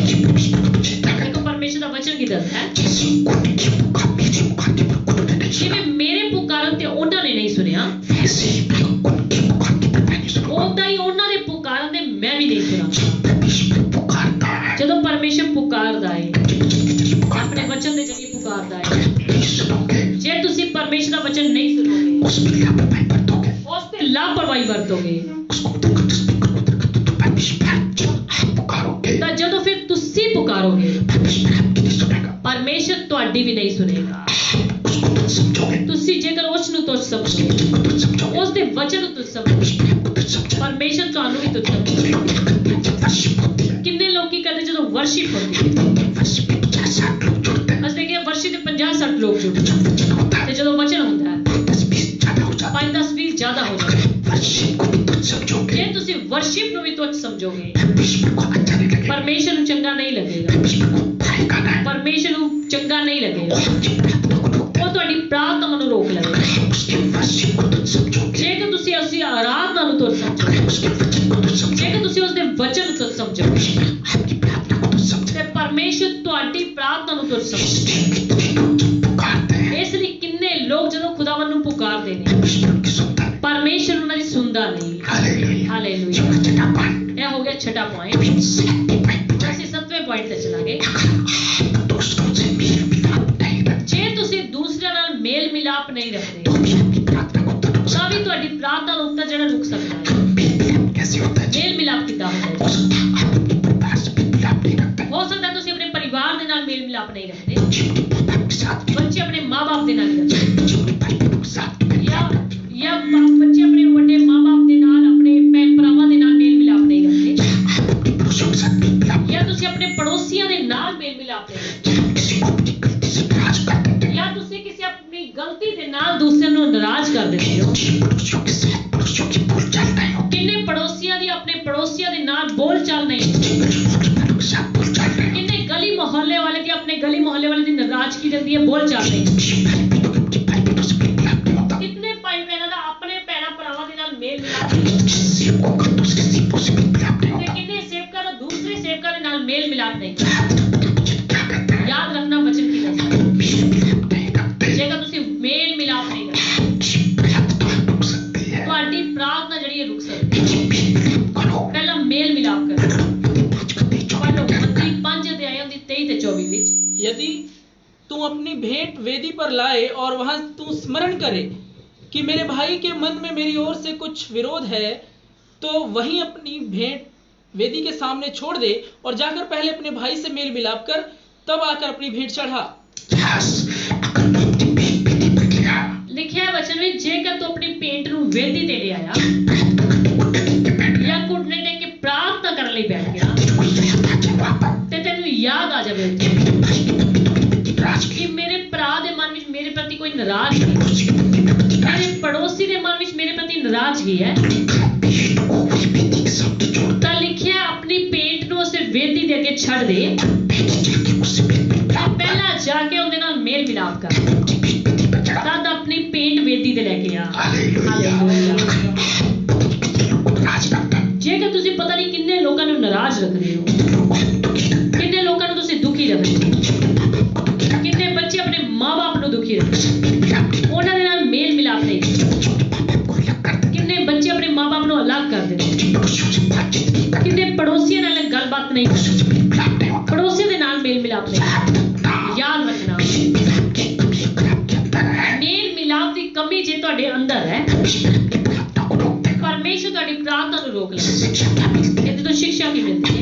इससे सबसे मेल मिलाप रखा करो, ਆਪਣੇ ਵੱਲੋਂ ਸਾਰਿਆਂ ਨਾਲ ਮੇਲ ਮਿਲਾਪ ਰੱਖਿਆ ਕਰੋ, किसी के साथ बुरा ना किया करो। ਕਿਸੇ ਦੇ ਨਾਲ ਵੀ ਬੁਰਾ ਨਾ ਕਰਿਆ ਕਰੋ। कोई अपनी मर्जी से नाराज होता है, बुरा करता है, उसको करने दो। ਹਾਂ ਕੋਈ ਆਪਣੀ ਮਰਜ਼ੀ ਨਾਲ ਨਾਰਾਜ਼ ਹੁੰਦਾ, ਬੁਰਾ ਕਰਦਾ, ਉਸ ਨੂੰ ਕਰਨ ਦਿਓ, आप उसके लिए प्रार्थना ਪਰ ਤੁਸੀਂ ਉਸ ਦੇ ਲਈ ਪ੍ਰਾਰਥਨਾ ਕਰੋ। करो, किसी से अपनी गलती से किसी से ना बिगाड़ो, ਪਰ ਆਪਣੀ ਗਲਤੀ ਦੀ ਵਜ੍ਹਾ ਦੇ ਨਾਲ ਕਿਸੇ ਨਾਲ ਨਾ ਵਿਗਾੜੋ। क्योंकि जिस आत्मा पाए ਇਹ ਹੋ ਗਿਆ 7ਵਾਂ ਪੁਆਇੰਟ। कभी आत्मा पाए, ਹੁਣ 8ਵਾਂ ਪੁਆਇੰਟ, अगर आप दूसरों को क्षमा नहीं करते, ਜੇ ਤੁਸੀਂ ਦੂਸਰਿਆਂ ਨੂੰ ਮਾਫ ਨਹੀਂ ਕਰਦੇ तो भी आपकी प्रार्थना को उत्तर ਤਾਂ ਵੀ ਤੁਹਾਡੀ ਪ੍ਰਾਰਥਨਾ ਦਾ ਉੱਤਰ ਜਿਹੜਾ ਰੁਕ ਸਕਦਾ। कई बार किसी किसी व्यक्ति को आप क्षमा नहीं करते, ਕਈ ਵਾਰ ਕਿਸੇ ਵਿਅਕਤੀ ਨੂੰ ਤੁਸੀਂ ਕਿਸੇ ਇਨਸਾਨ ਨੂੰ ਮਾਫ ਨਹੀਂ ਕਰਦੇ, जैसे कि प्रभु के वचन में मत्ती में लिखा है, ਜਿਵੇਂ ਕਿ ਪ੍ਰਭੂ ਦੇ ਵਚਨ ਵਿੱਚ ਲਿਖਿਆ ਹੋਇਆ ਹੈ। प्रभु के वचन में मत्ती में ਪ੍ਰਭੂ लिखा ਦੇ है, ਵਚਨ ਵਿੱਚ ਮੱਤੀ ਦੀ ਕਿਤਾਬ ਵਿੱਚ ਲਿਖਿਆ ਹੈ, तो दूसरों को अपराध क्षमा करेगा, ਜੇਕਰ ਤੂੰ ਦੂਸਰੇ ਦੇ ਅਪਰਾਧਾਂ ਨੂੰ क्षमा ਕਰੇਗਾ तेरे अपराधों को क्षमा किया जाए। ਤਾਂ ਤੇਰੇ ਅਪਰਾਧਾਂ ਨੂੰ क्षमा ਕੀਤਾ ਜਾਵੇਗਾ। अगर तू क्षमा नहीं करेगा, ਜੇਕਰ ਤੂੰ ਦੂਸਰਿਆਂ ਨੂੰ क्षमा ਨਹੀਂ ਕਰੇਗਾ, तो मैं तुझे क्षमा नहीं करूंगा। ਪਰਮੇਸ਼ਰ ਕਹਿੰਦਾ ਮੈਂ ਤੈਨੂੰ क्षमा ਨਹੀਂ ਕਰਾਂਗਾ। जिस नाम से तुम नापते हो, ਲਿਖਿਆ ਜਿਸ ਨੱਪੇ ਨਾਲ ਤੁਸੀਂ ਨੱਪਦੇ उस ਹੋ, नाम से तुम्हारा नापा ਉਸੇ ਨੱਪੇ ਨਾਲ ਤੁਹਾਡੇ ਲਈ ਨੱਪਿਆ ਜਾਵੇਗਾ। उस 11 के 25 में पढ़े, ਜੇਕਰ ਅਸੀਂ ਮਰਕੁਸ 11 ਦੀ ਆਇਤ 25 ਵਿੱਚ ਪੜ੍ਹੀਏ,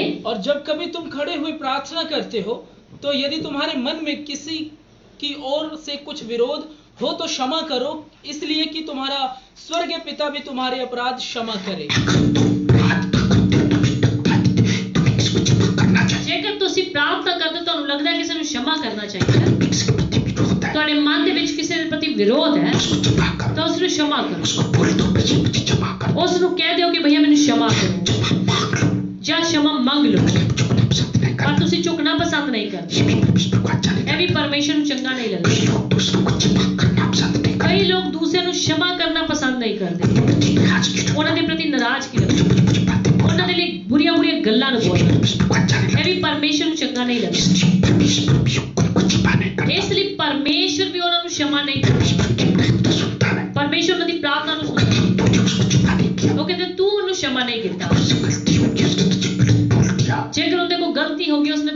ਕਹਿ ਦਿੱਤਾ, ਉਹਨੇ ਤਾਂ ਤੈਨੂੰ क्षमा ਮੰਗ ਲਈ, ਤੂੰ ਉਸ ਨੂੰ क्षमा ਕਿਉਂ ਨਹੀਂ ਕੀਤੀ? ਤਾਂ ਮੈਂ ਵੀ ਤੈਨੂੰ क्षमा ਨਹੀਂ ਕੀਤੀ। ਤੇ ਪਰਮੇਸ਼ਰ ਉਸ ਦੀ ਪ੍ਰਾਰਥਨਾਵਾਂ ਨੂੰ ਤੁੱਛ ਸਮਝਦਾ ਹੈ, ਇਸ ਲਈ ਇੱਕ ਦੂਸਰੇ ਨੂੰ क्षमा ਕਰਿਆ। ਤੇ ਵੈਸੇ ਵੀ ਮਸੀਹ ਲੋਕਾਂ ਨੂੰ ਝੁੱਕ ਕੇ ਰਹਿਣਾ ਚਾਹੀਦਾ। ਇੱਕ ਦੂਸਰੇ ਤੋਂ क्षमा ਮੰਗਿਆ ਕਰੋ ਕਿ ਮੇਰੇ ਕੋਲ ਕੋਈ ਗਲਤੀ ਤਾਂ ਨਹੀਂ ਹੋਗੀ। ਇਹ ਹੋ ਗਏ 8 ਪੁਆਇੰਟ। ਹੁਣ ਨਵਾਂ ਪੁਆਇੰਟ ਅਸੀਂ ਸਿੱਖਾਂਗੇ। ਨਵਾਂ ਪੁਆਇੰਟ ਕੀ ਹੈ? ਜੇ ਤੁਸੀਂ ਦਿਖਾਵੇ ਦੀ ਪ੍ਰਾਰਥਨਾ ਕਰਦੇ ਹੋ ਤਾਂ ਵੀ ਤੁਹਾਡੀ ਪ੍ਰਾਰਥਨਾ ਦਾ ਉੱਤਰ ਰੁਕ ਸਕਦਾ ਹੈ। ਕਈ ਲੋਕ ਕੀ ਕਰਦੇ ਨੇ, ਆਪਣੇ ਪੜੋਸੀਆਂ ਨੂੰ ਦਿਖਾਉਣ ਦੇ ਲਈ ਪ੍ਰਾਰਥਨਾ ਕਰਦੇ, ਉੱਚੀ ਉੱਚੀ ਆਵਾਜ਼ ਵਿੱਚ ਪ੍ਰਾਰਥਨਾ ਕਰਦੇ ਨੇ, ਬੜੇ ਜ਼ੋਰ ਜ਼ੋਰ ਦੇ ਨਾਲ ਪ੍ਰਾਰਥਨਾ ਕਰਦੇ ਨੇ, ਪਰਿਵਾਰ ਨੂੰ ਦਿਖਾਉਣ ਦੇ ਲਈ ਪ੍ਰਾਰਥਨਾ ਕਰਦੇ ਨੇ ਕਿ ਮੇਰੇ ਮੰਮੀ ਪਾਪਾ ਨੂੰ ਪਤਾ ਲੱਗੇ ਕਿ ਮੈਂ ਕਿੰਨੀ ਪ੍ਰਾਰਥਨਾ ਕਰਦਾ, ਮੇਰੇ ਭਾਈਚਾਰੇ ਨੂੰ ਪਤਾ ਚੱਲੇ ਮੈਂ ਕਿੰਨੀ ਪ੍ਰਾਰਥਨਾ ਕਰਦਾ। ਜੇਕਰ ਤੁਹਾਡੇ ਮਨ ਵਿੱਚ ਦਿਖਾਵੇ ਦੀ ਪ੍ਰਾਰਥਨਾ ਹੈ, ਯਾਦ ਰੱਖਣਾ ਉਹ ਸੁਣੀ ਨਹੀਂ ਜਾਵੇਗੀ। पढ़ लो मत्ती 6 अध्याय की 5 आयत। और जब तू प्रार्थना करे तो कपटियों के समान न हो, क्योंकि लोगों को दिखाने के लिए सभाओं में और सड़कों के मोड़ों पर खड़े होकर प्रार्थना करना उनको अच्छा लगता है। मैं तुमसे सच कहता हूँ कि वे अपना प्रतिफल पा चुके। ते देखो लिखा जब प्रार्थना करे तो कितना करे, कपटियां दे समान प्रार्थना ना करो। कई लोग दूसरे ਨੂੰ ਦਿਖਾਉਣ ਲਈ ਚੌਂਕਾਂ ਤੇ ਸੜਕਾਂ ਤੇ ਖੜ ਕੇ ਪ੍ਰਾਰਥਨਾ ਕਰਦੇ ਨੇ ਤੇ ਵੱਡੇ ਵੱਡੇ ਚੌਕੇ ਪਾ ਕੇ ਗਲੇ ਵਿੱਚ ਕ੍ਰੋਸ ਪਾ ਕੇ ਪ੍ਰਾਰਥਨਾ ਕਰਦੇ ਨੇ ਤੇ ਲਿਖਿਆ ਕਿ ਉਹ ਆਪਣਾ ਪ੍ਰਤੀਫਲ ਜਿਹੜਾ ਜੇਕਰ ਤੁਸੀਂ ਜ਼ਮੀਨ ਦੇ ਵਿੱਚ ਪ੍ਰਤੀਫਲ ਪਾ ਲਿਆ, ਜ਼ਮੀਨ ਤੇ ਤੁਸੀਂ ਪ੍ਰਸ਼ੰਸਾ ਨੂੰ ਪਾ ਲਿਆ, ਜ਼ਮੀਨ ਤੇ ਜੇ ਤੁਸੀਂ ਦਿਖਾਵਾ ਕਰ ਦਿੱਤਾ, ऊपर वाले तो कोई भी उम्मीद ना करो, ऊपर वाले तो कोई भी उम्मीद ना करो। हालेलुया। जे ਤੁਹਾਡੀ ਪ੍ਰਾਰਥਨਾ ਦਾ ਉੱਤਰ ਰੁਕ ਜਾਵੇ, ਹਮੇਸ਼ਾ ਆਪਣੀ ਪ੍ਰਾਰਥਨਾਵਾਂ ਨੂੰ ਗੁਪਤ ਵਿੱਚ ਰੱਖਿਆ। ਤੇ ਗੁਪਤ ਵਿੱਚ ਪਰਮੇਸ਼ਰ ਜਦੋਂ ਤੁਹਾਡੀ ਪ੍ਰਾਰਥਨਾ ਨੂੰ ਸੁਨੇਗਾ, ਉਸਦਾ ਪ੍ਰਤੀਫਲ ਵੀ ਤੁਹਾਨੂੰ ਦੇਵੇਗਾ। ਕਈ ਲੋਕ ਦੂਸਰਿਆਂ ਨੂੰ ਦਿਖਾਉਣ ਦੇ ਲਈ ਦਿਖਾਉਣ ਦੇ ਲਈ ਨਾ ਤਾਂ ਪ੍ਰਾਰਥਨਾ ਕਰੋ ਤੇ ਨਾ ਹੀ ਰੋਜ਼ਾ ਰੱਖੋ। ਏਦਾਂ ਦੀ ਪ੍ਰਾਰਥਨਾ ਦਾ ਉੱਤਰ ਜਿਹੜਾ ਰੁਕ ਜਾਂਦਾ ਹੈ। ਪਰਮੇਸ਼ਰ ਉਸ ਲਈ ਕੰਮ ਨਹੀਂ ਕਰਦਾ, ਪਰਮੇਸ਼ਰ ਉਸ ਪ੍ਰਾਰਥਨਾ ਦੇ ਉੱਪਰ ਆਪਣੇ ਕੰਨ ਨੂੰ ਨਹੀਂ ਲਗਾਉਂਦਾ। ਇਹ ਹੋ ਗਈ 9ਵਾਂ ਪੁਆਇੰਟ। ਹੁਣ 10ਵਾਂ ਪੁਆਇੰਟ, ਜੇ ਤੁਸੀਂ ਪ੍ਰਾਰਥਨਾ ਦੇ ਵਿੱਚ ਸ਼ੱਕ ਕਰਦੇ ਹੋ ਜਾਂ ਕਿਸੇ ਵੀ ਤਰੀਕੇ ਦਾ ਸੰਦੇਹ ਕਰਦੇ ਹੋ ਤਾਂ ਵੀ ਤੁਹਾਡੀ ਪ੍ਰਾਰਥਨਾ ਦਾ ਉੱਤਰ ਰੁਕ ਜਾਂਦਾ। ਹੁਣ ਕਈ ਲੋਕ ਕੀ ਕਰਦੇ ਨੇ, ਮੰਨ ਲਓ ਉਹਨੇ ਖੁਦ ਪ੍ਰਾਰਥਨਾ ਕਰ ਜਾਂ ਆਪਣੇ ਪਰਿਵਾਰ ਤੋਂ ਕਰਾ ਲਈ ਜਾਂ ਆਪਣੇ ਸੇਵਕਾਂ ਤੋਂ ਕਰਾ ਲਈ, ਤਾਂ ਫਿਰ ਵੀ ਸ਼ੱਕ ਕਰਦੇ ਨੇ, ਫਿਰ ਵੀ ਕਰਦੇ ਨੇ ਪਤਾ ਨਹੀਂ ਡਾਕਟਰ ਤੇ ਨਾ ਜਾਣਾ ਪੈ ਜਾਵੇ, ਤਾਂ ਵੀ ਤੁਹਾਡੀ ਪ੍ਰਾਰਥਨਾ ਦਾ ਉੱਤਰ ਜਿਹੜਾ ਰੁਕ ਜਾਂਦਾ ਹੈ। ਜਦੋਂ ਤੁਸੀਂ ਪ੍ਰਾਰਥਨਾ ਕਰਕੇ ਸ਼ੱਕ ਕਰਦੇ ਹੋ, ਤੁਹਾਡੀ ਪ੍ਰਾਰਥਨਾ ਦਾ ਉੱਤਰ ਜਿਹੜਾ ਰੁਕ ਜਾਂਦਾ ਹੈ। ਜਦੋਂ ਤੁਸੀਂ ਪ੍ਰਾਰਥਨਾ ਕਰ ਲਿੱਤੀ ਤੇ ਉਹਦੇ ਤੇ ਪੱਕਾ ਵਿਸ਼ਵਾਸ ਕਰ ਲਿਆ ਕਿ ਮੇਰੀ ਪ੍ਰਾਰਥਨਾ ਜਿਹੜੀ ਪਰਮੇਸ਼ਰ ਨੇ ਸੁਣ ਲਈ। ਜੇਕਰ ਉਹਦੇ ਵਿੱਚ ਤੁਸੀਂ ਸ਼ੱਕ ਕਰੋ, ਪਤਾ ਨਹੀਂ ਡਾਕਟਰ ਤੇ ਨਾ ਜਾਣਾ। ਕਈ ਲੋਕ ਪ੍ਰਾਰਥਨਾ ਵੀ ਕਰਾ ਲੈਂਦੇ ਤੇ ਨਾਲ ਦੀ ਨਾਲ ਕਹਿ ਦਿੰਦੇ ਚਲ ਡਾਕਟਰ ਤੇ ਵੀ ਜਾ ਰਹੇ। ਕਈ ਲੋਕ ਇੱਕ ਸੇਵਕ ਤੋਂ ਪ੍ਰਾਰਥਨਾ ਕਰਦੇ ਨਾਲ ਦੀ ਨਾਲ ਦੂਸਰੇ ਸੇਵਕ ਨੂੰ ਫੋਨ ਕਰ ਦਿੰਦੇ ਨੇ ਕਿ ਚਲੋ ਉਹਨਾਂ ਸੇਵਕਾਂ ਤੋਂ ਵੀ ਕਰਾ ਲਓ, ਉਹਨਾਂ ਤੋਂ ਵੀ ਕਰਵਾ ਲਓ। ਪਰਮੇਸ਼ਰ ਕੀ ਸੋਚੇਗਾ? ਇੱਕ ਸੇਵਕ ਤੇ ਤੈਨੂੰ ਵਿਸ਼ਵਾਸ ਹੈ, ਉਹਦੇ ਤੋਂ ਤੂੰ ਸ਼ੱਕ, ਮੇਰੇ ਸੇਵਕ ਦੀ ਦੁਆ ਤੇ ਤੂੰ ਸ਼ੱਕ ਕੀਤਾ, ਸਹੀ ਹੈ ਤੂੰ ਦੂਸਰੇ ਸੇਵਕ ਨੂੰ ਫੋਨ, ਸਹੀ ਹੈ ਤੂੰ ਡਾਕਟਰ ਤੇ ਗਿਆ। ਸ਼ੱਕ ਵਾਲੀ ਪ੍ਰਾਰਥਨਾ ਦਾ ਪਰਮੇਸ਼ਰ ਉੱਤਰ ਨਹੀਂ ਦਿੰਦਾ।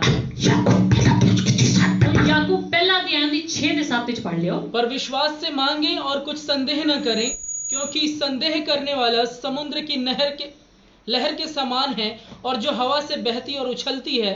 ऐसा मनुष्य यह न समझे कि मुझे प्रभु से कुछ मिलेगा। जिन्हें विश्वास ਦੇ ਨਾਲ ਨਾਲ ਸ਼ੱਕ ਕਰ ਲਿਆ ऐसा मनुष्य नहीं समझे प्रभु से कुछ मिलेगा। ऐसा ਦਾ ਇਨਸਾਨ ਇਹ ਨਾ ਸਮਝੇ ਕਿ ਮੈਨੂੰ ਪਰਮੇਸ਼ਰ ਤੋਂ ਕੁਝ ਮਿਲੇਗਾ। देखो वचन साफ कहता है, ਦੇਖੋ ਵਚਨ ਸਾਫ਼ ਦੱਸਦਾ विश्वास से मांगो, संदेह ना करो। ਵਿਸ਼ਵਾਸ ਨਾਲ ਮੰਗੋ ਤੇ ਸ਼ੱਕ ਨਾ ਕਰੋ।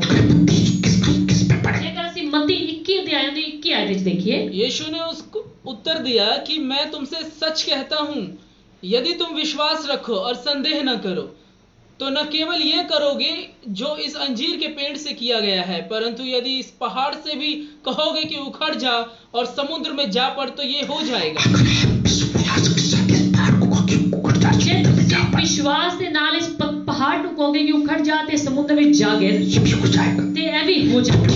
संदेह ना करो। ਪਰ ਲਿਖਿਆ ਕਿ ਸ਼ੱਕ ਨਾ ਕਰੋ। और संदेह करोगे तो याद रखना आपकी बात तक नहीं जाएगी। ਤੇ ਜੇ ਮੰਨ ਲਓ ਤੁਸੀਂ ਵਿਸ਼ਵਾਸ ਕਰਕੇ ਨਾਲ ਦੀ ਨਾਲ ਸ਼ੱਕ ਵੀ ਕਰ ਲੈਂਦੇ ਤਾਂ ਸਮਝੋ ਤੁਹਾਡੀ ਪ੍ਰਾਰਥਨਾ ਉੱਪਰ ਨਹੀਂ ਜਾਏਗੀ। लोग की प्रार्थना को उत्तर इसलिए नहीं आता ਕਿੰਨੇ ਲੋਕਾਂ ਦੀ ਪ੍ਰਾਰਥਨਾ ਦਾ ਉੱਤਰ ਇਸ ਲਈ ਨਹੀਂ ਆਉਂਦਾ कि वो लोग क्या करते हैं? ਕਿ ਉਹ ਲੋਕ ਕੀ ਕਰਦੇ ਨੇ शक करते हैं। ਸ਼ੱਕ ਕਰ ਲੈਂਦੇ ਨੇ प्रार्थना तो करते हैं, ਪ੍ਰਾਰਥਨਾ ਤਾਂ ਕਰਦੇ ਨੇ भी करते हैं, ਖੁਦ ਵੀ ਕਰਦੇ ਨੇ करवा भी लेते ਕਰਵਾ ਵੀ ਲੈਂਦੇ ਨੇ हैं, शक करते हैं। ਫਿਰ ਵੀ ਸ਼ੱਕ ਕਰਦੇ इसलिए उनको प्रार्थना का उत्तर मिलता है। ਨੇ। ਇਸ ਲਈ ਉਹਨਾਂ ਨੂੰ ਪ੍ਰਾਰਥਨਾ ਦਾ ਉੱਤਰ ਮਿਲਦਾ ਹੈ। विश्वास करने वाले के लिए सब कुछ हो सकता है। ਵਿਸ਼ਵਾਸ ਕਰਨ ਵਾਲੇ ਦੇ ਲਈ ਲਿਖਿਆ ਸਭ ਕੁਝ ਹੋ ਸਕਦਾ ਹੈ विश्वास करने वाले के लिए कोई भी काम असंभव ਤੇ नहीं। ਵਿਸ਼ਵਾਸ ਕਰਨ ਵਾਲਿਆਂ ਲਈ ਕੁਝ ਵੀ ਕੰਮ ਮੁਸ਼ਕਿਲ ਨਹੀਂ ਹੈ। सेवकों के द्वारा प्रभु कितने बड़े चमत्कार ਦੇਖੋ ਸੇਵਕਾਂ ਦੇ ਦੁਆਰਾ ਪਰਮੇਸ਼ਰ ਨੇ ਕਿੰਨੇ ਵੱਡੇ ਵੱਡੇ ਚਮਤਕਾਰ विश्वास के द्वारा तो किए। ਉਹਨਾਂ ਨੇ ਵਿਸ਼ਵਾਸ ਦੇ ਦੁਆਰਾ ਦੇ ਕੀਤੇ। विश्वास करो तो कुछ भी पाओ। ਦੇਖੋ ਵਿਸ਼ਵਾਸ ਕਰੋ ਤਾਂ ਕੁਝ ਵੀ ਪਾ ਸਕਦੇ ਹੋ। विश्वास के बिना उसको पसंद करना होना ਇਹ ਵੀ ਬਾਈਬਲ ਦੱਸਦੀ ਹੈ ਕਿ ਵਿਸ਼ਵਾਸ ਬਿਨਾ ਉਸ ਨੂੰ ਖੁਸ਼ ਕਰਨਾ ਅਨਹੋਣੀ ਗੱਲ ਹੈ। जो कि 10 पापा है। ਇਹ ਹੋ ਗਿਆ 10ਵਾਂ ਪੁਆਇੰਟ। कभी भी अपनी प्रार्थना में शक ना ਕਦੇ ਵੀ करो। ਪ੍ਰਾਰਥਨਾ ਉੱਤੇ ਸ਼ੱਕ ਨਾ ਕਰੋ।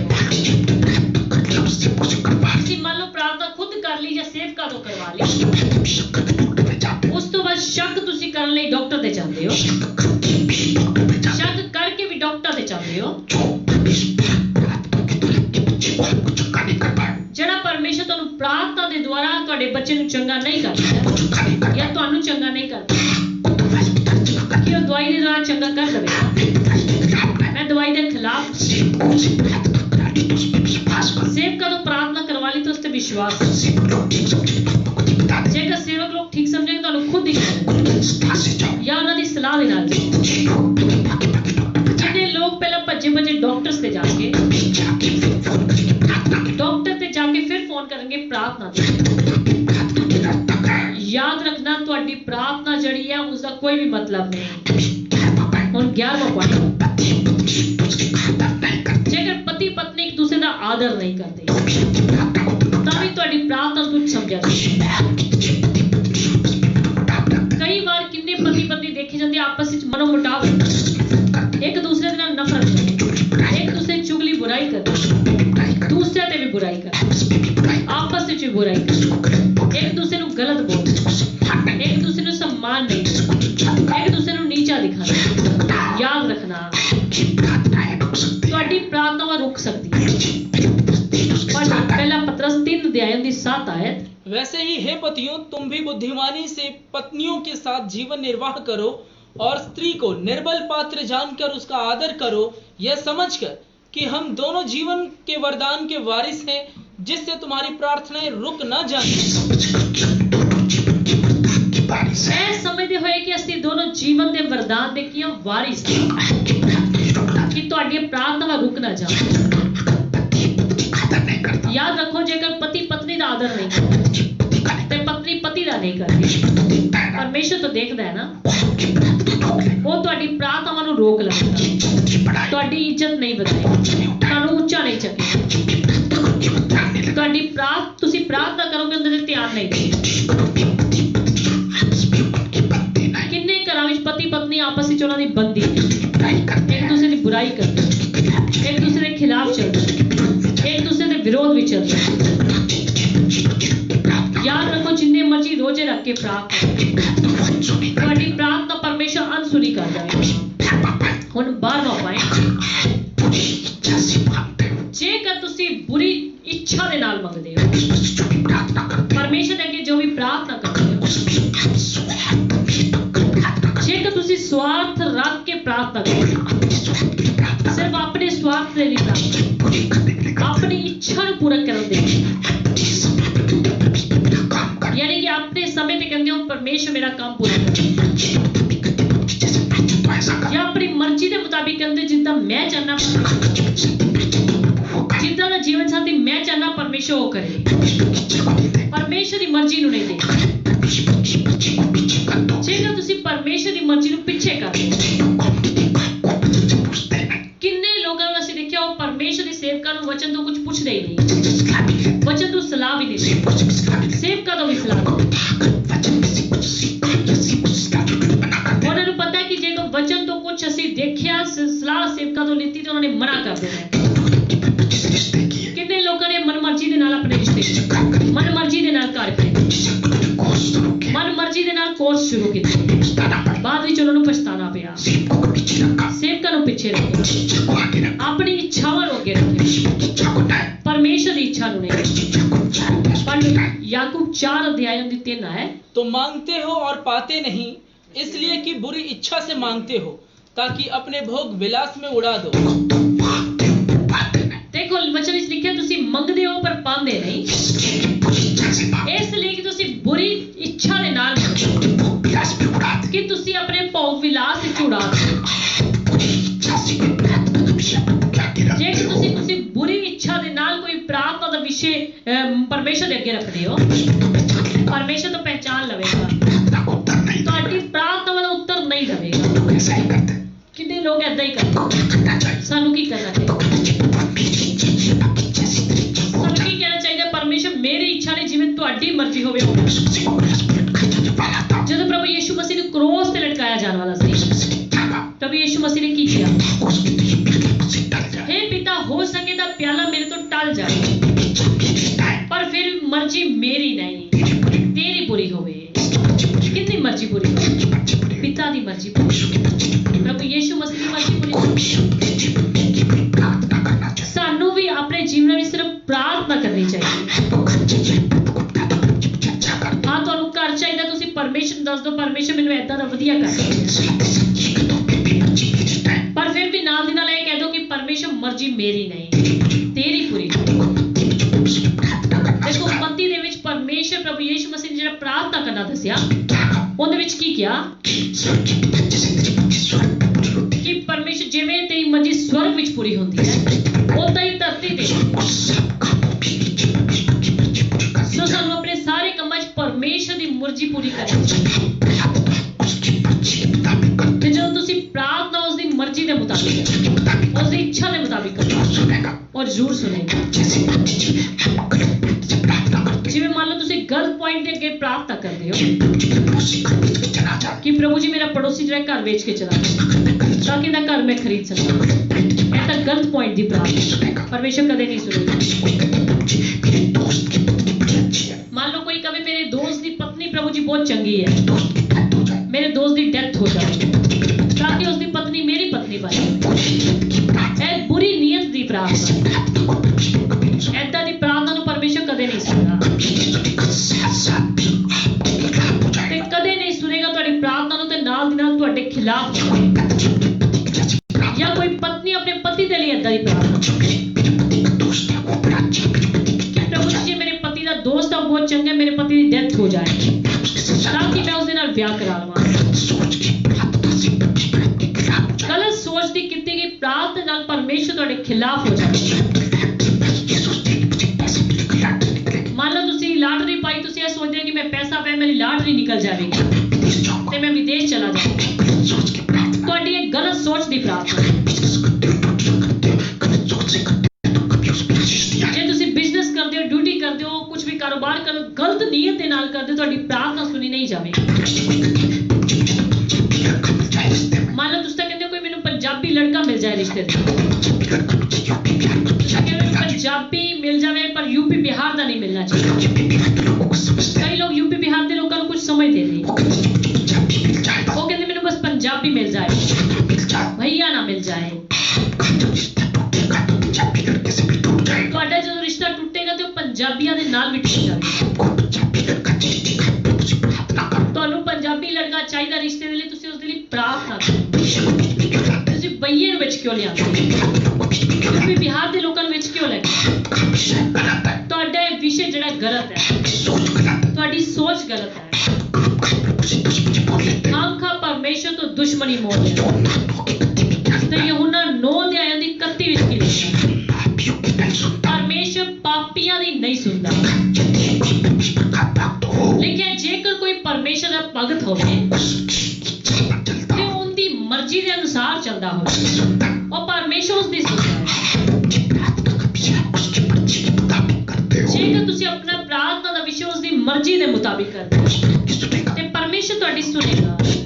प्रार्थना मांगते हैं प्रभु से, प्रभु जी 100 एकड़ जमीन दे। ਜੇਕਰ ਪ੍ਰੇ ਟਾਵਲ ਇਸ ਦੁਆ ਮੰਗਦੇ ਹੋ ਕਿ ਪ੍ਰਭੂ ਜੀ 100 ਏਕੜ ਜ਼ਮੀਨ ਦਿਓ। 100 एकड़ जमीन इसलिए थोड़ी मांगता हूँ, मैं 50 एकड़ में अपनी कोठी बनाऊंगा। ਜੇ 100 ਏਕੜ ਜ਼ਮੀਨ ਇਸ ਲਈ ਮੰਗਦੇ ਥੋੜਾ 50 ਏਕੜ ਵਿੱਚ ਆਪਣੀ ਕੋਠੀ ਬਣਾਵਾਂਗਾ, या मैं अपने परिवार को लाकर या- बड़ा सा घर बनाऊंगा। ਜਾਂ ਮੈਂ ਆਪਣੇ ਪਰਿਵਾਰ ਨੂੰ ਬੁਲਾ ਕੇ ਇੱਥੇ ਵੱਡਾ ਸਾਰਾ ਉਹਨਾਂ ਨੂੰ ਘਰ ਬਣਾਵਾਂਗਾ। बिल्कुल जी, मेरी सोच साफ है। आप कहते हैं प्रभु जी, मेरे बेटे को 100 एकड़ जमीन दे, उस पर गरीबों को घर पता कर देंगे, बड़ा अच्छा ਪ੍ਰਭੂ ਜੀ ਪ੍ਰੇ ਟਾਵਲ ਨੂੰ 100 ਏਕੜ ਜ਼ਮੀਨ ਲੈ ਕੇ ਦਿਓ, ਅਸੀਂ ਉਹਦੇ ਵਿੱਚ ਇੱਕ ਗਰੀਬਾਂ ਲਈ ਵੀ ਘਰ ਬਣਾਵਾਂਗੇ, ਹੋਰ ਵੱਡਾ ਸਾਰਾ ਉਹਦੇ ਵਿੱਚ ਪ੍ਰੇ ਟਾਵਰ ਇੱਕ ਬਣਾਵਾਂਗੇ, स्कूल खोले। ਇੱਕ ਦਿਨ ਸਕੂਲ ਖੋਲਾਂਗੇ। आपकी सोच साफ है। ਯਾਨੀ ਕਿ ਸਾਡੀ ਸੋਚ ਸਾਫ਼ ਹੈ। गलत सोच रखोगे, ਜੇਕਰ ਤੁਸੀਂ ਗਲਤ ਸੋਚ ਰੱਖੋਗੇ, इच्छा से प्रार्थना करोगे, ਪੂਰੀ ਇੱਛਾ ਦੇ ਨਾਲ ਇਹ ਪ੍ਰਾਰਥਨਾ फिर आपकी सुनी ਤੇ जाए। ਪਰਮੇਸ਼ਰ ਕਦੀ ਨਹੀਂ ਤੁਹਾਡੀ ਸੁਣੇਗਾ। इससे शिक्षा क्या मिलती ਤੇ ਜਦੋਂ ਸਿੱਖਿਆ ਸਾਨੂੰ ਕੀ ਮਿਲਦੀ? है? जी, प्रार्थना में गलत सोच नहीं होनी चाहिए। ਸਾਡੀ ਪ੍ਰਾਰਥਨਾ ਦੇ ਵਿੱਚ ਗਲਤ ਸੋਚ ਨਹੀਂ होनी चाहिए। पहले यूहन्ना 5 की 14 में पढ़े। ਇਹ ਤਾਂ ਪਹਿਲਾ ਯਹੂਨਾ 5 ਅਧਿਆਇ ਦੀ 14 ਵਿੱਚ ਪੜ੍ਹੀਏ। और हमें उसके सामने जो हियाव होता है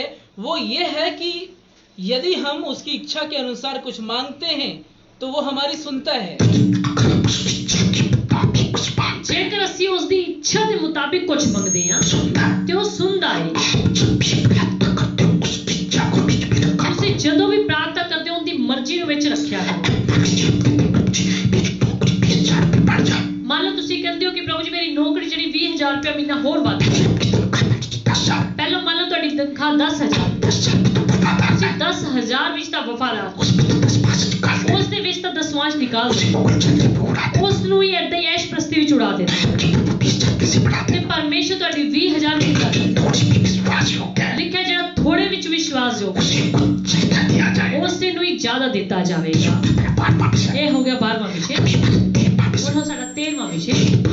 जिससे परमेश्वर अपनी प्रार्थना नहीं सुनता। 13ਵਾਂ ਪੁਆਇੰਟ ਹੈ ਕਿ ਜਿੱਤੇ ਨਾ ਪਰਮੇਸ਼ਰ ਸਾਡੀ ਪ੍ਰਾਰਥਨਾ ਨਹੀਂ ਸੁਣਦਾ।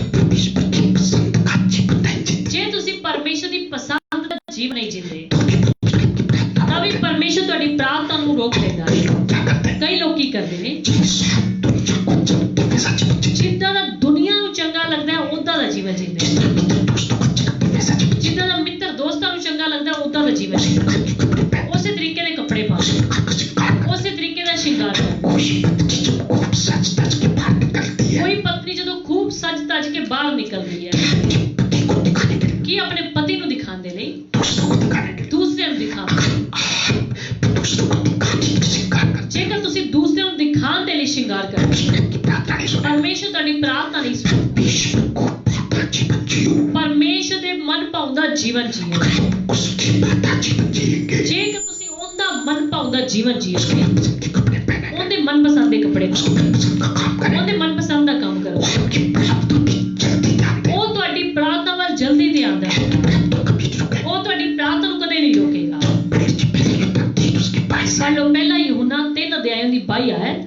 और जो कुछ हम मांगते हैं वह हमें उससे मिलता है क्योंकि हम उसकी आज्ञाओं को मानते हैं और जो उसे भाता है हम वही करते हैं। प्रभु का दास कहता है, ਦੇਖੋ ਪ੍ਰਭੂ ਦਾ ਦਾਸ ਕੀ ਕਹਿ ਰਿਹਾ, जो कुछ मांगते हैं वो हमें उससे मिलता है। ਜੋ ਕੁਝ ਅਸੀਂ ਮੰਗਦੇ ਆ ਉਹ ਸਾਨੂੰ ਸਾਰਾ ਕੁਝ ਉਸ ਤੋਂ ਮਿਲਦਾ ਹੈ। क्यों मिलता है? ਕਿਉਂ ਮਿਲਦਾ ਹੈ? क्योंकि हम उसकी इच्छा को मानते हैं, ਕਿਉਂਕਿ ਅਸੀਂ ਉਸ ਦੀ ਆਗਿਆਵਾਂ ਨੂੰ ਮੰਨਦੇ जो ਹਾਂ कुछ उसे भाता ਤੇ है ਜੋ ਕੁਝ ਉਸ ਨੂੰ ਭਾਉਂਦਾ ਹੈ वही करते हैं। ਉਹੀ ਅਸੀਂ ਕਰਦੇ ਹਾਂ। आप उस परमेश्वर की भाता जीवन जियोगे, ਜੇਕਰ ਤੁਸੀਂ ਉਸ ਪਰਮੇਸ਼ਰ ਦਾ ਮਨ ਭਾਉਂਦਾ ਜੀਵਨ ਜੀਓ, परमेश्वर आपकी प्रार्थना भी ऐसे गौर करेगा, ਪਰਮੇਸ਼ਰ ਤੁਹਾਡੀ ਪ੍ਰਾਰਥਨਾ ਵਿੱਚ ਉਸੇ ਸਮੇਂ ਤੁਰੰਤ ਗੌਰ ਕਰੇਗਾ। क्योंकि परमेश्वर प्रार्थना बड़ी जल्दी सुन लेता ਕਈ ਲੋਕਾਂ ਦੀ ਪ੍ਰਾਰਥਨਾ ਨੂੰ ਪਰਮੇਸ਼ਰ ਬੜੀ ਜਲਦੀ ਸੁਣ ਲੈਂਦਾ ਹੈ। है, सुन लेता है, ਕਿਉਂ ਕਿਦਾਂ ਦੀ ਸੁਣ ਲੈਂਦਾ ਹੈ? उसकी पसंद का जीवन जीते। ਜਿਹੜਾ ਉਹਦੀ ਪਸੰਦ ਦਾ ਜੀਵਨ ਜੀਂਦਾ ਹੈ। ये विषय 5 का 10 में ਜੇਕਰ ਅਫੀਸੀਓ 5 ਅਧਿਆਇ ਦੀ 10 ਆਇਤ ਵਿੱਚ ਦੇਖੀਏ, और यह परखो कि प्रभु को क्या भाता है।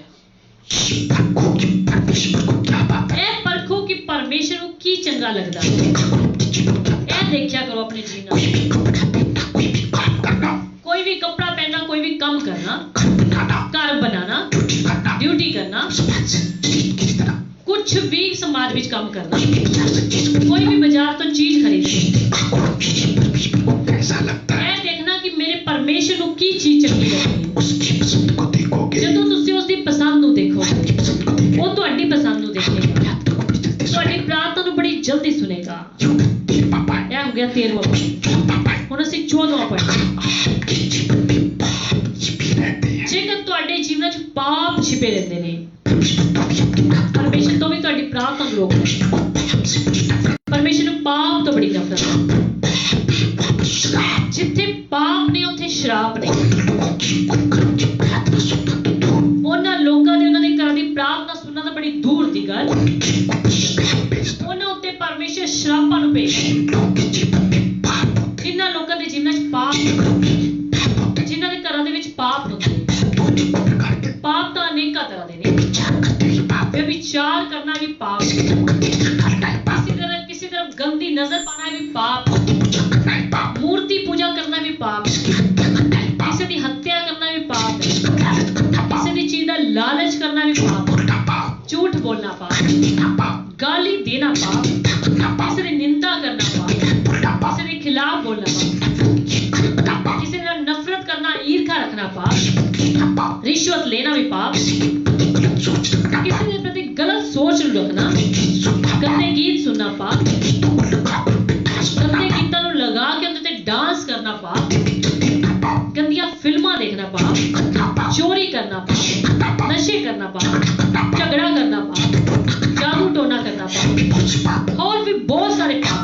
आपके जीवन में किसी भी किस्म का पाप छिपा हुआ है, ਜੇਕਰ ਤੁਹਾਡੇ ਜੀਵਨ 'ਚ ਕਿਸੇ ਵੀ ਕਿਸਮ ਦਾ ਕੋਈ ਪਾਪ ਛੁਪਿਆ ਹੋਇਆ ਹੈ, आपके घर में किसी भी जन में पाप छिपा हुआ है, ਤੁਹਾਡੇ ਘਰ ਦੇ ਕਿਸੇ ਵੀ ਜਨ ਦੇ ਅੰਦਰ ਕੋਈ ਪਾਪ ਛਿਪਿਆ ਹੋਇਆ, उस घर की प्रार्थना को सीरियस नहीं लेगा, ਉਸ ਦੇ ਘਰ ਦੀ ਪ੍ਰਾਰਥਨਾ ਨੂੰ ਪਰਮੇਸ਼ਰ ਸੀਰੀਅਸ ਨਹੀਂ ਲਵੇਗਾ। क्या कहते हैं पाप के जीवन में जीते ਕਈ ਲੋਕੀ ਕਹਿੰਦੇ ਪਾਪ ਵਿੱਚ ਰਹਿ ਕੇ ਜੀਵਨ ਜੀਂਦੇ ਨੇ, हैं, के भी जीवन जीते हैं, ਪਾਪੀ ਜੀਵਨ ਜੀਂਦੇ ਨੇ, पाप में भी जीवन जीते हैं, ਪਾਪ ਦੇ ਵਿੱਚ ਵੀ ਜੀਵਨ ਜੀਂਦੇ ਨੇ, प्रार्थना ਤੇ ਨਾਲ ਦੀ ਨਾਲ ਪ੍ਰਾਰਥਨਾ ਵੀ ਕਰਦੇ ਨੇ, रोजे भी ਨਾਲ ਦੀ ਨਾਲ ਰੋਜ਼ੇ ਵੀ ਰੱਖਦੇ ਨੇ, सेवा भी करते हैं, ਸੇਵਾ ਵੀ ਕਰਦੇ ਨੇ। आपकी सेवा को कुछ नहीं समझेगा, ਤੁਹਾਡੀ ਸੇਵਾ ਨੂੰ ਪਰਮੇਸ਼ਰ ਕੁਝ ਨਹੀਂ ਸਮਝਦਾ।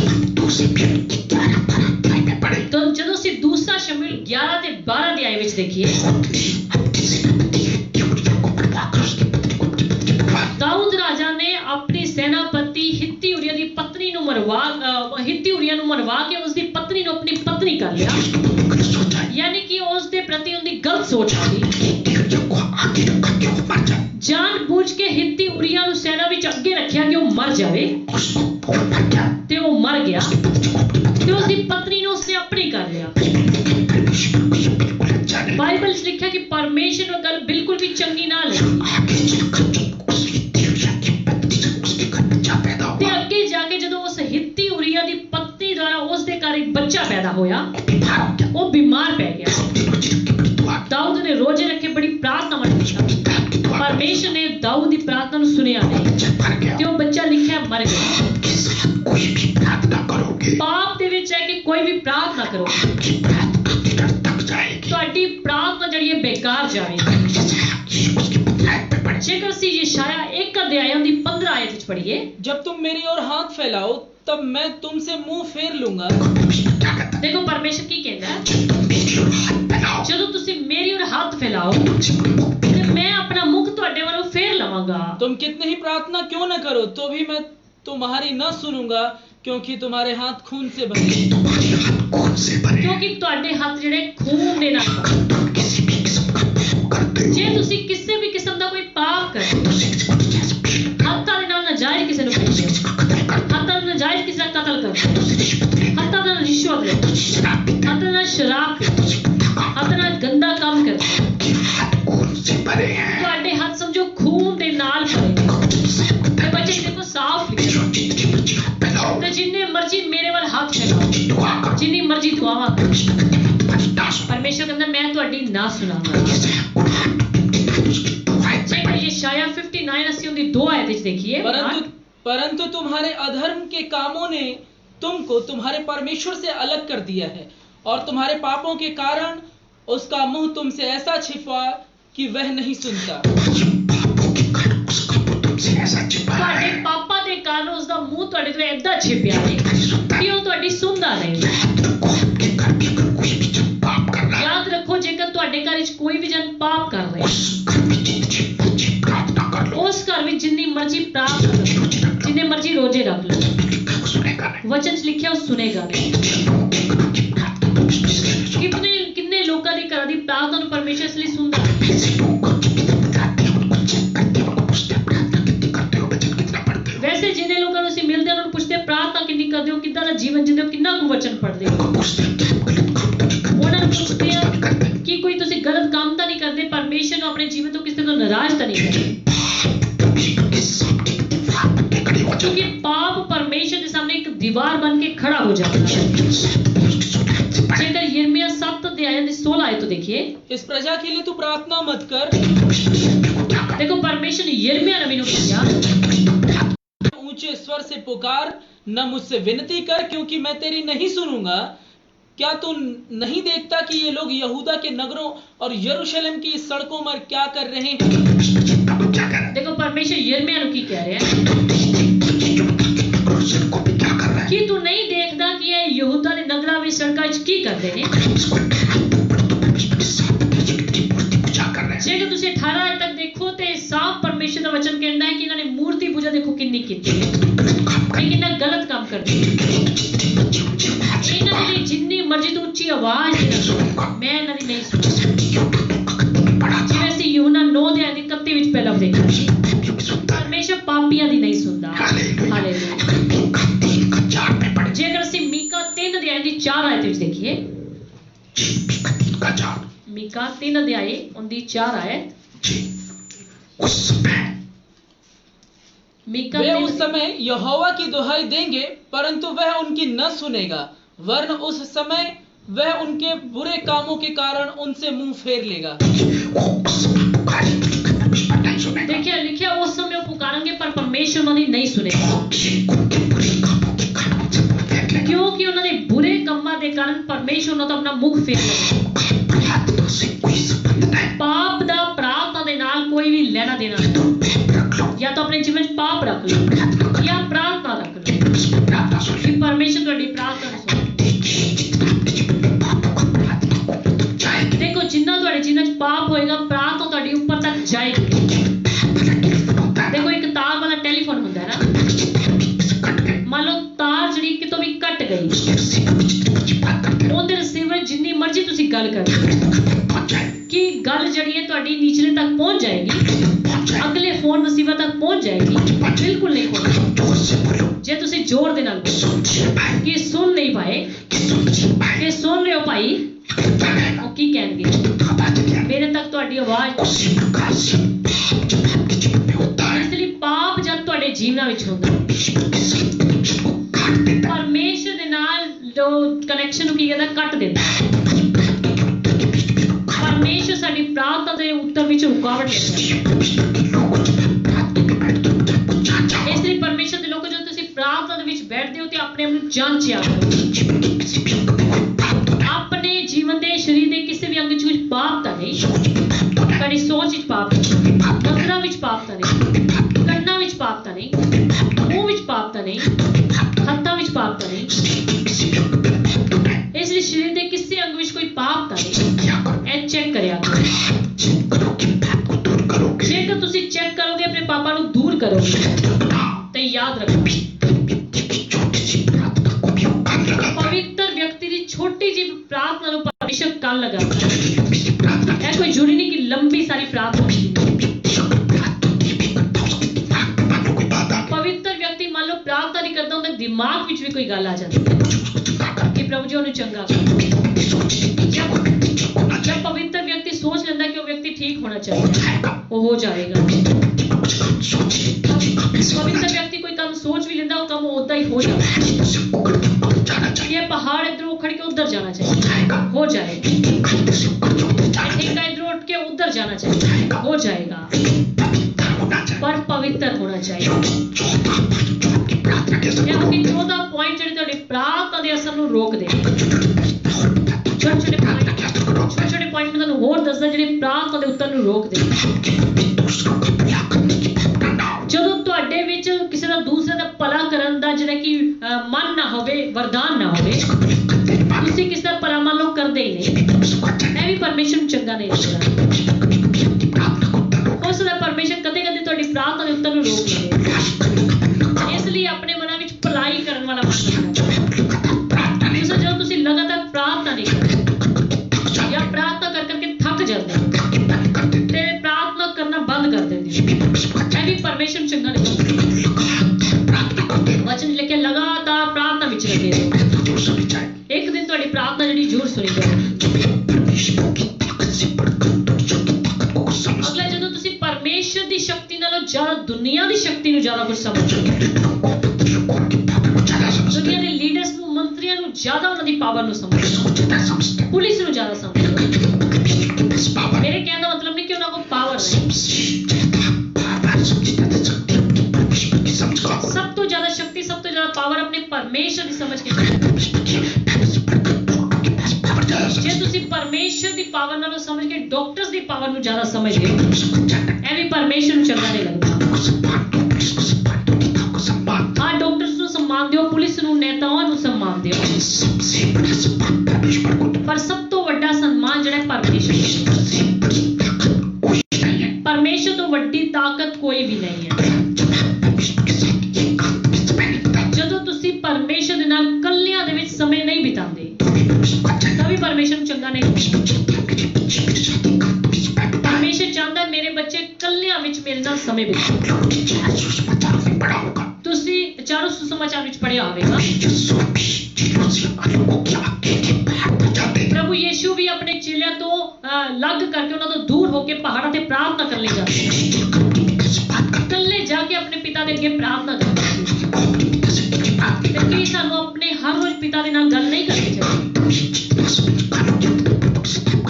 ਇਕੱਲਿਆਂ ਦੇ ਵਿੱਚ ਜਿੰਨਾ ਪਰਮੇਸ਼ਰ ਦੇ ਨਾਲ ਸਮੇਂ ਕੱਢੋਗੇ, ਉਹਨਾਂ ਤੁਹਾਡਾ ਰਿਸ਼ਤਾ ਪਰਮੇਸ਼ਰ ਦੇ ਨਾਲ ਵਧੇਗਾ, ਤੇ ਜਿੰਨਾ ਰਿਸ਼ਤਾ ਤੁਹਾਡਾ ਵਧੀਆ ਹੋਵੇਗਾ, ਤੁਹਾਡੀ ਛੋਟੀ ਜਿਹੀ ਪ੍ਰਾਰਥਨਾ ਨੂੰ ਵੀ ਪਰਮੇਸ਼ਰ ਉੱਤਰ ਦੇਵੇਗਾ। ਜਦੋਂ ਤੁਹਾਡੇ ਸੰਬੰਧ ਪਰਮੇਸ਼ਰ ਦੇ ਨਾਲ ਘੱਟ ਤੇ ਸੰਸਾਰ ਦੇ ਨਾਲ ਜ਼ਿਆਦਾ ਹੋ, ਕਈ ਲੋਕ ਏਦਾਂ ਹੀ ਕਰਦੇ ਨੇ, ਪਰਮੇਸ਼ਰ ਦੇ ਨਾਲ ਸਮੇਂ ਨਹੀਂ ਬਿਤਾਉਂਦੇ, ਦੁਨੀਆ ਦੇ ਨਾਲ ਬਹੁਤ ਸਾਰੇ ਸਮੇਂ, ਦੁਨੀਆ ਦੇ ਨਾਲ ਉਹਨਾਂ ਦੀ ਬੜੀ ਦੋਸਤੀ, ਪਰਮੇਸ਼ਰ ਦੇ ਨਾਲ ਘੱਟ ਦੋਸਤੀ। ਤਦ ਵੀ ਜਦੋਂ ਤੁਸੀਂ ਪ੍ਰਾਰਥਨਾ ਦੇ ਲਈ ਪੁਕਾਰੋ, ਪਰਮੇਸ਼ਰ ਤੁਹਾਡੀ ਦੁਆ ਨਹੀਂ ਸੁਣੇਗਾ।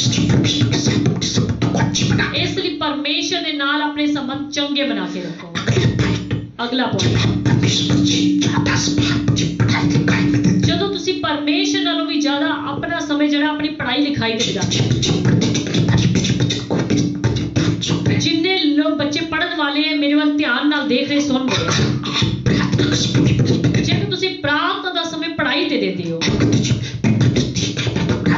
ਤੁਸੀਂ ਕਹਿੰਦੇ ਹੋ ਪੇਪਰ ਨੇੜੇ ਤੇ ਮੈਂ ਪ੍ਰਾਰਥਨਾ ਨਹੀਂ ਕਰ ਪਾਉਂਦਾ, ਮੈਂ ਸਕੂਲ ਜਾਣਾ ਹੈ, ਮੈਂ ਸਕੂਲ ਦਾ ਹੋਮਵਰਕ ਕਰਨਾ ਹੈ, ਜਾਂ ਆਪਣੀ ਪੜ੍ਹਾਈ ਜ਼ਿਆਦਾ ਕਰਨਾ ਹੈ।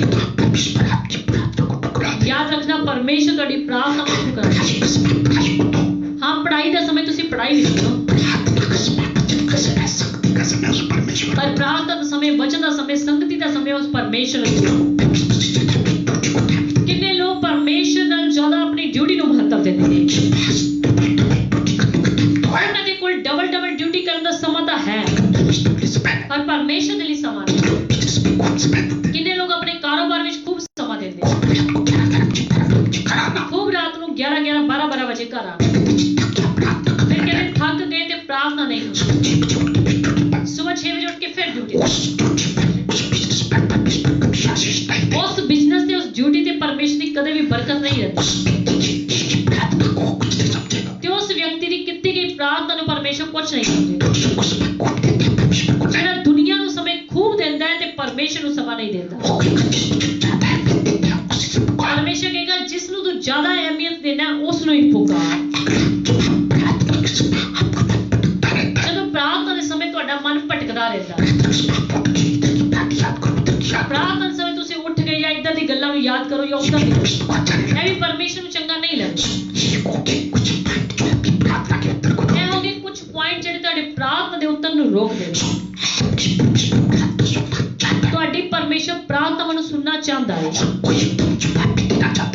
ਤੁਹਾਨੂੰ ਜਵਾਬ ਵੀ ਦੇਣਾ ਚਾਹੁੰਦਾ ਹੈ, वो जवाब नहीं देता, ਪਰ ਉਹ ਜਦੋਂ ਜਵਾਬ ਨਹੀਂ ਦਿੰਦਾ, इसका मतलब उसको कहीं ना कहीं अपनी जीवन में कमी है। ਇਸ ਦਾ ਮਤਲਬ ਕਿ ਉਸ ਨੂੰ ਤੁਹਾਡੇ ਜੀਵਨ 'ਚ ਕਿਤੇ ਨਾ ਕਿਤੇ ਕਮੀ ਦਿਖ ਰਹੀ ਹੈ। आपकी प्रार्थना को उत्तर मिल नहीं रहा, ਜਦੋਂ ਤੁਹਾਡੀ ਪ੍ਰਾਰਥਨਾ ਨੂੰ ਉੱਤਰ ਮਿਲ ਨਹੀਂ ਰਿਹਾ, आपको लगता है मेरी प्रार्थना को कभी 5 साल हो गया, 2 साल हो गया, पता नहीं उत्तर क्यों नहीं मिल ਜਦੋਂ ਤੁਹਾਨੂੰ ਲੱਗਦਾ ਹੈ ਕਿ ਮੈਨੂੰ ਪ੍ਰਾਰਥਨਾ ਕਰਦੇ ਸਾਲ ਹੋ ਗਏ, 2 ਸਾਲ ਹੋ ਗਏ, ਕਿੰਨੇ ਸਾਲ ਹੋ ਗਏ, ਉੱਤਰ ਮਿਲ ਨਹੀਂ ਰਿਹਾ, रहा। जीवन को चेक करो, ਆਪਣੇ ਜੀਵਨ ਨੂੰ ਚੈੱਕ ਕਰੋ कोई जीवन में कमी तो नहीं, ਕਿ ਕਿਤੇ ਕੋਈ ਕਮੀ ਘਟੀ ਤਾਂ ਨਹੀਂ, कोई ऐसा पॉइंट तो नहीं जो मेरी प्रार्थना को उत्तर को रोक रहा है। ਕੋਈ ਐਦਾਂ ਦਾ ਪੁਆਇंट ਤਾਂ ਨਹੀਂ ਜਿਹੜੀ ਮੇਰੀ ਪ੍ਰਾਰਥਨਾ ਦੇ ਉੱਤਰ ਨੂੰ ਰੋਕ ਰਿਹਾ। अपने जीवन को जब चेक कर लेते हैं, मान लीजिए आपको कोई कमी नजर नहीं आती, ਤੁਸੀਂ ਆਪਣੇ ਜੀਵਨ ਨੂੰ ਜਦੋਂ ਚੈੱਕ ਕਰ ਲੈਂਦੇ ਹੋ, ਮੰਨ ਲਓ ਤੁਹਾਨੂੰ ਕੋਈ ਕਮੀ ਨਜ਼ਰ ਨਹੀਂ ਆਉਂਦੀ, तो समझो परमेश्वर आपको वेट करने के लिए ਤਾਂ बोल ਸਮਝ रहा ਲਓ ਪਰਮੇਸ਼ਰ ਤੁਹਾਨੂੰ ਇੰਤਜ਼ਾਰ ਕਰਨ ਦੇ ਲਈ ਹੈ। है। हर चीज का एक समय है। ਵਚਨ ਵਿੱਚ ਲਿਖਿਆ ਹਰੇਕ ਚੀਜ਼ ਦਾ ਇੱਕ ਸਮੇਂ ਹੈ। समय पर जब आपकी प्रार्थना को उत्तर ਸਮੇਂ ਪੈ ਕੇ ਤੁਹਾਨੂੰ ਸਾਰੀ ਪ੍ਰਾਰਥਨਾ ਦਾ ਉੱਤਰ ਮਿਲੇਗਾ। कोई व्यक्ति मेरा पति ठीक नहीं हो रहा, ਮੰਨ ਲਓ ਕੋਈ ਭੈਣ ਕਹਿੰਦੀ ਮੇਰਾ ਪਤੀ ਠੀਕ ਨਹੀਂ ਹੈ, सुधर नहीं ਮੇਰਾ रहा, ਪਤੀ ਸੁਧਰ ਨਹੀਂ ਰਿਹਾ, लड़ाई झगड़े करता है, ਲੜਾਈ ਝਗੜੇ ਕਰਦਾ ਹੈ, शराब पीता है, ਸ਼ਰਾਬ ਪੀਂਦਾ ਹੈ, मेरे साथ गलत व्यवहार ਮੇਰੇ करता ਸਾਥ ਗਲਤ ਵਿਵਹਾਰ ਕਰਦਾ ਹੈ। है। अपने आप को चेक कर, ਭੈਣ ਆਪਣੇ ਆਪ ਨੂੰ ਚੈੱਕ ਕਰੋ, आपके जीवन में कोई कमी तो ਤੁਹਾਡੇ ਜੀਵਨ 'ਚ ਕੋਈ ਕਮੀ ਤਾਂ ਨਹੀਂ। कमी है तो उसको दूर कर, ਜੇਕਰ ਕਮੀ ਹੈ ਤਾਂ ਉਸ ਨੂੰ ਦੂਰ ਕਰੋ। जिस दिन कमी दूर कर ਜਿਸ लोगे, ਦਿਨ ਕਮੀ ਦੂਰ ਕਰ ਲਓ, परमेश्वर आपके पति को ठीक कर, ਪਰਮੇਸ਼ਰ ਤੁਹਾਡੇ ਪਤੀ ਨੂੰ ਠੀਕ। कमी नहीं है ਜੇਕਰ ਕਮੀ ਨਹੀਂ ਹੈ तो परमेश्वर से प्रार्थना कर, ਤੇ ਪਰਮੇਸ਼ਰ ਦੇ ਅੱਗੇ ਪ੍ਰਾਰਥਨਾ, उसका बदला ना ले, ਉਸ ਦਾ ਬਦਲਾ ਨਾ ਲੈ, परमेश्वर के ऊपर डाल दे। ਪਰਮੇਸ਼ਰ ਦੇ ਉੱਪਰ ਪਾ। एक दिन कोई आपकी प्रार्थना को उत्तर छोड़ देगा। ਇੱਕ ਦਿਨ ਪਰਮੇਸ਼ਰ ਤੁਹਾਡੀ ਪ੍ਰਾਰਥਨਾ ਦਾ ਉੱਤਰ ਜ਼ਰੂਰ ਦੇਗਾ। प्रभु ने देखा हन्ना के पास कोई बच्चा नहीं था, ਤੁਸੀਂ ਦੇਖਿਆ ਹੰਨਾ ਦੇ ਕੋਲ ਕੋਈ ਬੱਚਾ ਨਹੀਂ ਸੀ, वो प्रार्थना करते ही इतने साल तक खुदा का बच्चा ਉਹ ਪ੍ਰਾਰਥਨਾ ਕਰਦੀ ਰਹੀ, ਕਿੰਨੇ ਸਾਲ ਖੁਦਾਵੰਦ ਦੇ ਘਰਾਂ ਵਿੱਚ ਜਾਂਦੀ ਰਹੀ, जीवन में कोई कमी तो नहीं, ਉਸ ਦੇ ਜੀਵਨ 'ਚ ਕੋਈ ਕਮੀ ਤਾਂ ਨਹੀਂ ਸੀ। एक समय ऐसा आया, ਪਰ ਇੱਕ ਸਮੇਂ ਏਦਾਂ ਦਾ ਆਇਆ, परमेश्वर ने उसकी प्रार्थना सुनी, ਪਰਮੇਸ਼ਰ ਨੇ ਉਸ ਦੀ ਪ੍ਰਾਰਥਨਾ ਨੂੰ ਸੁਣਿਆ, एक नहीं कई बच्चे, ਉਸ ਨੂੰ ਇੱਕ ਨਹੀਂ ਕਈ ਬੱਚੇ ਦਿੱਤੇ। आपके पास देखो 100 साल की उम्र, ਅਬਰਾਮ ਦੇ ਕੋਲ ਦੇਖੋ 100 ਸਾਲ ਦੀ ਉਮਰ 'ਚ ਬੱਚੇ ਦੀ ਆਸ਼ੀਸ਼। वो भी आप ही प्रभु की सेवा भी करने लगे, ਜਦੋਂ ਪ੍ਰਭੂ 'ਚ ਆ ਗਿਆ, ਪ੍ਰਭੂ ਦੀ ਸੇਵਾ ਵੀ ਕਰਨ ਲੱਗ ਗਿਆ, उसको अपनी सेवा की तकलीफ ਪ੍ਰਭੂ ਨੇ ਉਸ ਨੂੰ ਆਪਣੀ ਸੇਵਾ ਲਈ ਅਲੱਗ ਕਰ ਲਿਆ। उसके बाद भी उसके पास बच्चा नहीं था, ਉਸ ਤੋਂ ਬਾਅਦ ਵੀ ਕਾਫੀ ਸਮੇਂ ਤੱਕ ਉਹਦੇ ਕੋਲ ਬੱਚਾ ਨਹੀਂ ਸੀ। परमेश्वर ने उसको बच्चे की आशीष ਪਰ ਇੱਕ ਦਿਨ ਏਦਾਂ ਦਾ ਆਇਆ, ਪਰਮੇਸ਼ਰ ਨੇ ਉਸ ਨੂੰ ਬੱਚੇ ਦੀ ਆਸ਼ੀਸ਼। आप में से कुछ जन कहता हूँ मैं इतने साल से प्रभु की सेवा करता ਉਸ हूँ, ਤਰ੍ਹਾਂ ਤੁਹਾਡੇ ਵਿੱਚ ਕੋਈ ਕਹਿੰਦਾ ਮੈਂ ਇੰਨੇ ਸਾਲ ਤੋਂ ਪਰਮੇਸ਼ਰ ਦੀ ਸੇਵਾ तो ਕਰਦਾ, साल से चर्च जाता ਮੈਂ हूँ, ਇੰਨੇ ਸਾਲ ਤੋਂ ਚਰਚ ਵਿੱਚ, तो साल से मैं प्रार्थना ਇੰਨੇ ਸਾਲ ਤੋਂ ਮੈਂ ਪ੍ਰਾਰਥਨਾ ਕਰਦੀ, अपना करने ਮੇਰੇ ਹਾਲੇ ਤੱਕ ਆਪਣਾ ਘਰ ਨਹੀਂ ਬਣਿਆ, ਮੇਰੇ ਕੋਲ 2 ਵੀਲਰ 3 ਵੀਲਰ 4 ਵੀਲਰ ਸੀ, कोर्ट के साथ क्यों नहीं हुआ, ਮੇਰਾ ਹਾਲੇ ਤੱਕ ਕੋਰਟ ਕੇਸ ਪਤਾ ਨਹੀਂ ਕਿਉਂ ਹੋਇਆ, खर्चा क्यों नहीं हुआ, ਮੇਰਾ ਹਾਲੇ ਤੱਕ ਕਰਜ਼ਾ ਕਿਉਂ नहीं उतਰਿਆ। कोई भी प्रार्थना का विषय रुका पड़ा है, ਜੇਕਰ ਕੋਈ ਵੀ ਤੁਹਾਡਾ ਪ੍ਰਾਰਥਨਾ ਦਾ ਵਿਸ਼ੇ ਰੁਕਿਆ ਪਿਆ ਹੈ, अपने जीवन को चेक करें, ਪਹਿਲਾਂ ਆਪਣੇ ਜੀਵਨ ਨੂੰ ਚੈੱਕ ਕਰੋ आप वचन को नहीं तोड़ रहे, ਕਿ ਕਿਤੇ ਤੁਸੀਂ ਵਚਨ ਨੂੰ ਤੋੜਤਾ ਨਹੀਂ ਰਹੇ। अगर वचन को तोड़ रहे हो ਜੇਕਰ ਵਚਨ ਨੂੰ ਤੋੜਦੇ ਹੋ, उसको पहले ठीक करो। ਉਸ ਨੂੰ ਪਹਿਲਾਂ ਠੀਕ ਕਰੋ। मान लीजिए कोई कहता है कि मेरी तनख्वाह नहीं बढ़ रही, ਮੰਨ ਲਓ ਕੋਈ ਕਹਿੰਦਾ ਮੇਰੀ ਤਨਖਾਹ ਨਹੀਂ ਵਧ ਰਹੀ, पैसे में बरकत नहीं, ਮੇਰੇ ਪੈਸੇ 'ਚ ਬਰਕਤ ਨਹੀਂ। देखो आप पैसे में प्रभु के वचन के मुताबिक वफादार ਚੈੱਕ हो, ਕਰੋ ਕਿ ਤੁਸੀਂ ਪੈਸੇ ਵਿੱਚ ਪਰਮੇਸ਼ਰ ਦੇ ਵਚਨ ਦੇ ਮੁਤਾਬਿਕ ਠੀਕ ਹੋ। ये लॉकडाउन चल रहा है, चर्च नहीं लग रही, कितने लोग चर्च नहीं आ रहे, ਜਿਵੇਂ ਲੋਕਡਾਊਨ ਚੱਲ ਰਿਹਾ, ਚਰਚ ਨਹੀਂ ਲੱਗ ਰਹੀ, ਕਿੰਨੇ ਲੋਕ ਚਰਚ ਵਿੱਚ ਨਹੀਂ ਆ ਪਾ ਰਹੇ। कितने लोग का दसमास बंद, ਯੈਸ ਦੇਖ ਰਹੇ ਕਿੰਨੇ ਲੋਕਾਂ ਦਾ ਦਸਵਾਂਸ ਚੜਾ ਪਾ, काम भी चल पड़े, ਉਹਨਾਂ ਦੇ ਕੰਮ ਵੀ ਚੱਲ ਰਹੇ, दसमास में ਫਿਰ ਵੀ ਦਸਵਾਂਸ ਨਹੀਂ। आप ये ना सोचिए प्रभु का काम तो चलता है, ਇਹ ਨਾ ਤੁਸੀਂ ਸੁਣਨਾ, ਪ੍ਰਭੂ ਦਾ ਕੰਮ ਤਾਂ ਚੱਲ ਪਾਏਗਾ, ਪਰਮੇਸ਼ਰ ਤੁਹਾਨੂੰ ਦੇਖ ਰਿਹਾ।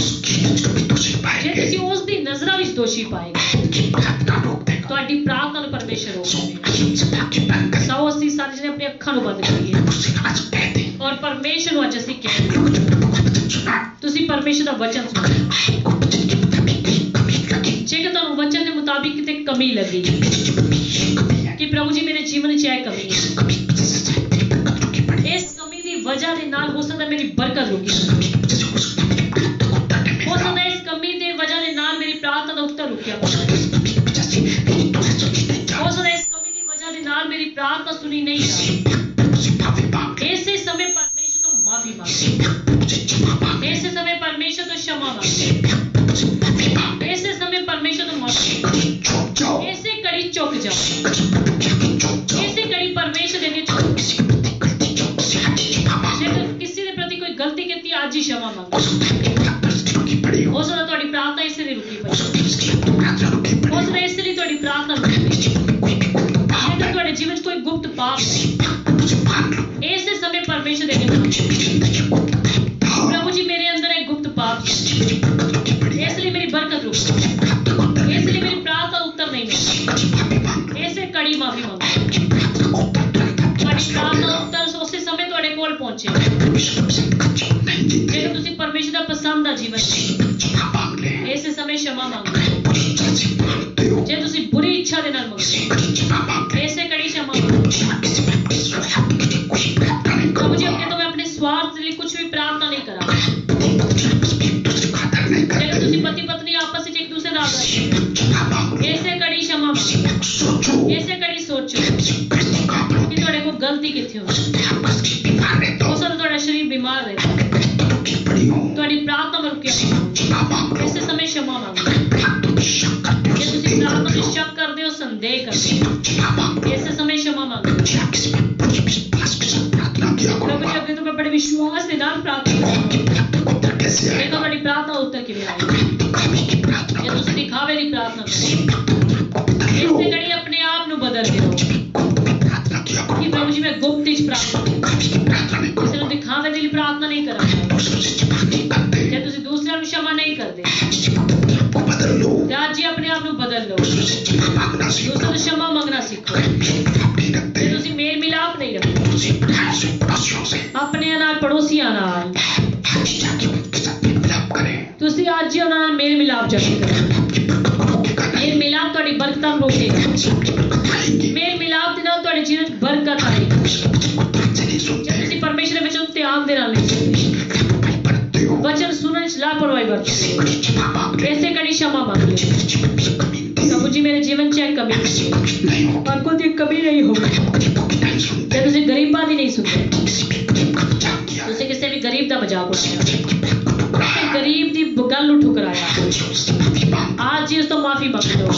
जाकर माफी ਚਾਹੇ मांग ਤੁਹਾਨੂੰ ਉਸ ਤੋਂ ਜਾ ਕੇ ਮਾਫੀ ਮੰਗਣੀ ਹੈ। लोग किसी ध्यान से सुना करें ਗਰੀਬਾਂ ਦੀ ਅੱਗੇ ਤੋਂ ਧਿਆਨ ਨਾਲ ਸੁਣੋ। लोग बीच में भी मैं खुदा बोलता है ਗਰੀਬਾਂ ਦੇ ਵਿੱਚ कई बार खुदावंत बोलता है। अगर अपने लिए बुरा सोचते ਜੇ हो ਤੁਸੀਂ ਮਨ ਵਿੱਚ ਬੁਰਾ ਸੋਚਦੇ, किसी के प्रति बुरा ਕਿਸੇ ਦੇ ਪ੍ਰਤੀ ਬੁਰਾ, आज से अपने मन को साफ कर ਅੱਜ ਤੋਂ ਹੀ ਆਪਣੇ ਮਨ ਪ੍ਰਤੀ ਸ਼ੁੱਧ शुद्ध कर लो ਸ਼ੁੱਧ ਕਰ ਲਓ ਆਪਣੇ ਮਨ ਨੂੰ। कमेटी मन से प्रार्थना ਤੁਸੀਂ करते हो ਕਮੰਡੀ ਮਨ ਦੇ ਨਾਲ ਦੁਆ आज ਕਰੋ। से कमेटी को खत्म करो ਅੱਜ ਤੋਂ ਹੀ ਕਮੰਡ ਨੂੰ ਖਤਮ ਕਰ ਦਿਓ। दीन बन जाओ ਦੀਨ ਬਣ ਜਾਓ। दीनता के साथ प्रार्थना किया ਦੀਨਤਾ करो ਦੇ ਨਾਲ ਪ੍ਰਾਰਥਨਾ ਕਰੋ। आपकी प्रार्थना कैसे कबूल ਦੇਖੋ होगी ਤੁਹਾਡੀ ਪ੍ਰਾਰਥਨਾ ਕਿੱਦਾਂ ਕਬੂਲ अगर ਹੋਈ। परमेश्वर किसी की बातों को ठुकराया ਤੁਸੀਂ ਪਰਮੇਸ਼ਰ ਦੀ ਸੇਵਕਾ ਦੀ ਗੱਲਾਂ ਨੂੰ उनसे क्षमा मांग लो ਉਹਨਾਂ ਤੋਂ क्षमा उनके ਮੰਗੋ, सामने झुक जाओ ਉਹਨਾਂ ਦੇ ਸਾਹਮਣੇ ਝੁਕ ਜਾਓ, वचन प्रतिज्ञा कर ਉਹਨਾਂ लो ਦੀ ਪ੍ਰਤੀਗਿਆ ਕਰ ਲਓ। परमेश्वर किसी की बातों को ध्यान से सुना ਉਹਨਾਂ करो ਮੈਂ ਪਰਮੇਸ਼ਰ ਦੀ ਸੇਵਕਾ ਦੀ ਗੱਲਾਂ ਨੂੰ ਧਿਆਨ ਨਾਲ ਸੁਣਿਆ, हर बात को मानने की कोशिश ਉਹਨਾਂ किया ਦੀ करो ਹਰ ਗੱਲ ਮੰਨਣ ਨੂੰ ਕੋਸ਼ਿਸ਼ ਕਰਿਆ ਕਰੋ। अगर परमेश्वर की आज्ञा को तोड़ते हो ਜੇ ਤੁਸੀਂ ਪਰਮੇਸ਼ਰ ਦੀ ਆਗਿਆ ਨੂੰ ਤੋੜਦੇ ਹੋ, किसी भी आज्ञा को आपने तोड़ा है ਕਿਸੇ ਵੀ ਆਗਿਆ ਨੂੰ ਤੁਸੀਂ ਤੋੜਿਆ ਹੈ, परमेश्वर से माफी मांग ਤੁਸੀਂ लो ਪਰਮੇਸ਼ਰ ਤੋਂ ਮਾਫੀ ਮੰਗੋ, दिल से माफी मांग लो ਜਿੰਨਾ ਦਿਲ ਤੋਂ ਮਾਫੀ ਮੰਗੋ। परमेश्वर से कहो प्रभु जी तेरे वचन को खूब पढ़ा करूंगा ਪਰਮੇਸ਼ਰ ਨੂੰ ਕਹੋ ਕਿ ਪ੍ਰਭੂ ਜੀ ਮੈਂ ਤੁਹਾਡੇ ਵਚਨ ਨੂੰ ਖੂਬ ਪੜ੍ਹਿਆ जितना पढ़ा करूंगा उसको सीखा करूंगा ਤੇ ਜਿੰਨਾ ਪੜ੍ਹਿਆ ਕਰੂੰਗਾ ਉਸ ਨੂੰ ਸਿੱਖਿਆ उस पर अमल किया करूंगा ਉਸ ਤੇ ਅਮਲ ਕਰਿਆ ਕਰੂੰਗਾ। जब कहीं टूटेगा मैं प्रभु जी मैं कभी टूटने नहीं दूंगा ਜੇ ਤੇਰਾ ਵਚਨ ਕਿਤੇ ਟੁੱਟੇਗਾ, ਪਰਮੇਸ਼ਰ ਮੈਂ ਉਸ ਨੂੰ ਟੁੱਟਣ ਨਹੀਂ ਦੇਵਾਂਗਾ। हमेशा तेरे वचन की पालना ਮੈਂ करूंगा ਹਮੇਸ਼ਾ ਤੇਰੇ ਵਚਨ ਦੀ ਪਾਲਣਾ ਕਰੂੰਗਾ, उसका पालन ਤੇਰੀ करूंगा ਆਗਿਆ ਦਾ ਪਾਲਨ ਕਰੂੰਗਾ। आज अगर ये सारी बातें आप कबूल कर ਅੱਜ लोगे ਇਹ ਸਾਰੀ ਗੱਲਾਂ ਨੂੰ ਤੁਸੀਂ ਕਬੂਲ ਕਰ ਲਓਗੇ। दोबारा से यूट्यूब पे सुनना ਇਸ ਵਚਨ ਨੂੰ ਦੁਆਰਾ ਤੋਂ YouTube ਵਿੱਚ एक पॉइंट को नोट कर लो ਇੱਕ ਪੁਆਇੰਟ ਨੂੰ ਨੋਟ ਕਰ ਲਓ, सुना करो ਧਿਆਨ ਨਾਲ ਸੁਣਿਆ ਕਰੋ। आपकी प्रार्थना को उत्तर कैसे ਦੇਖੋ आएगा ਤੁਹਾਡੀ ਪ੍ਰਾਰਥਨਾ ਦਾ ਉੱਤਰ ਕਿੱਦਾਂ ਆਏਗਾ। आज अपने आप को बदल ਜੇ लोगे ਤੁਸੀਂ ਅੱਜ ਹੀ ਆਪਣੇ ਆਪ ਨੂੰ ਬਦਲੋ, आपकी प्रार्थना को उत्तर परमेश्वर ਹੋ आज ਸਕਦਾ ही ਤੁਹਾਡੀ दे। ਪ੍ਰਾਰਥਨਾ ਦਾ ਉੱਤਰ ਪਰਮੇਸ਼ਰ ਅੱਜ ਹੀ ਦੇ। कोई भी मुश्किल नहीं ਪਰਮੇਸ਼ਰ ਦੇ ਲਈ ਕੁਝ ਵੀ ਮੁਸ਼ਕਿਲ ਨਹੀਂ, कुछ भी मुश्किल हो सकता ਡਾਕਟਰ ਦੇ ਲਈ ਕੁਝ ਵੀ ਮੁਸ਼ਕਿਲ ਹੋ ਸਕਦਾ, है कुछ भी मुश्किल हो सकता ਦੁਨੀਆ ਦੇ ਲਈ ਕੁਝ ਵੀ ਮੁਸ਼ਕਿਲ ਹੋ ਸਕਦਾ।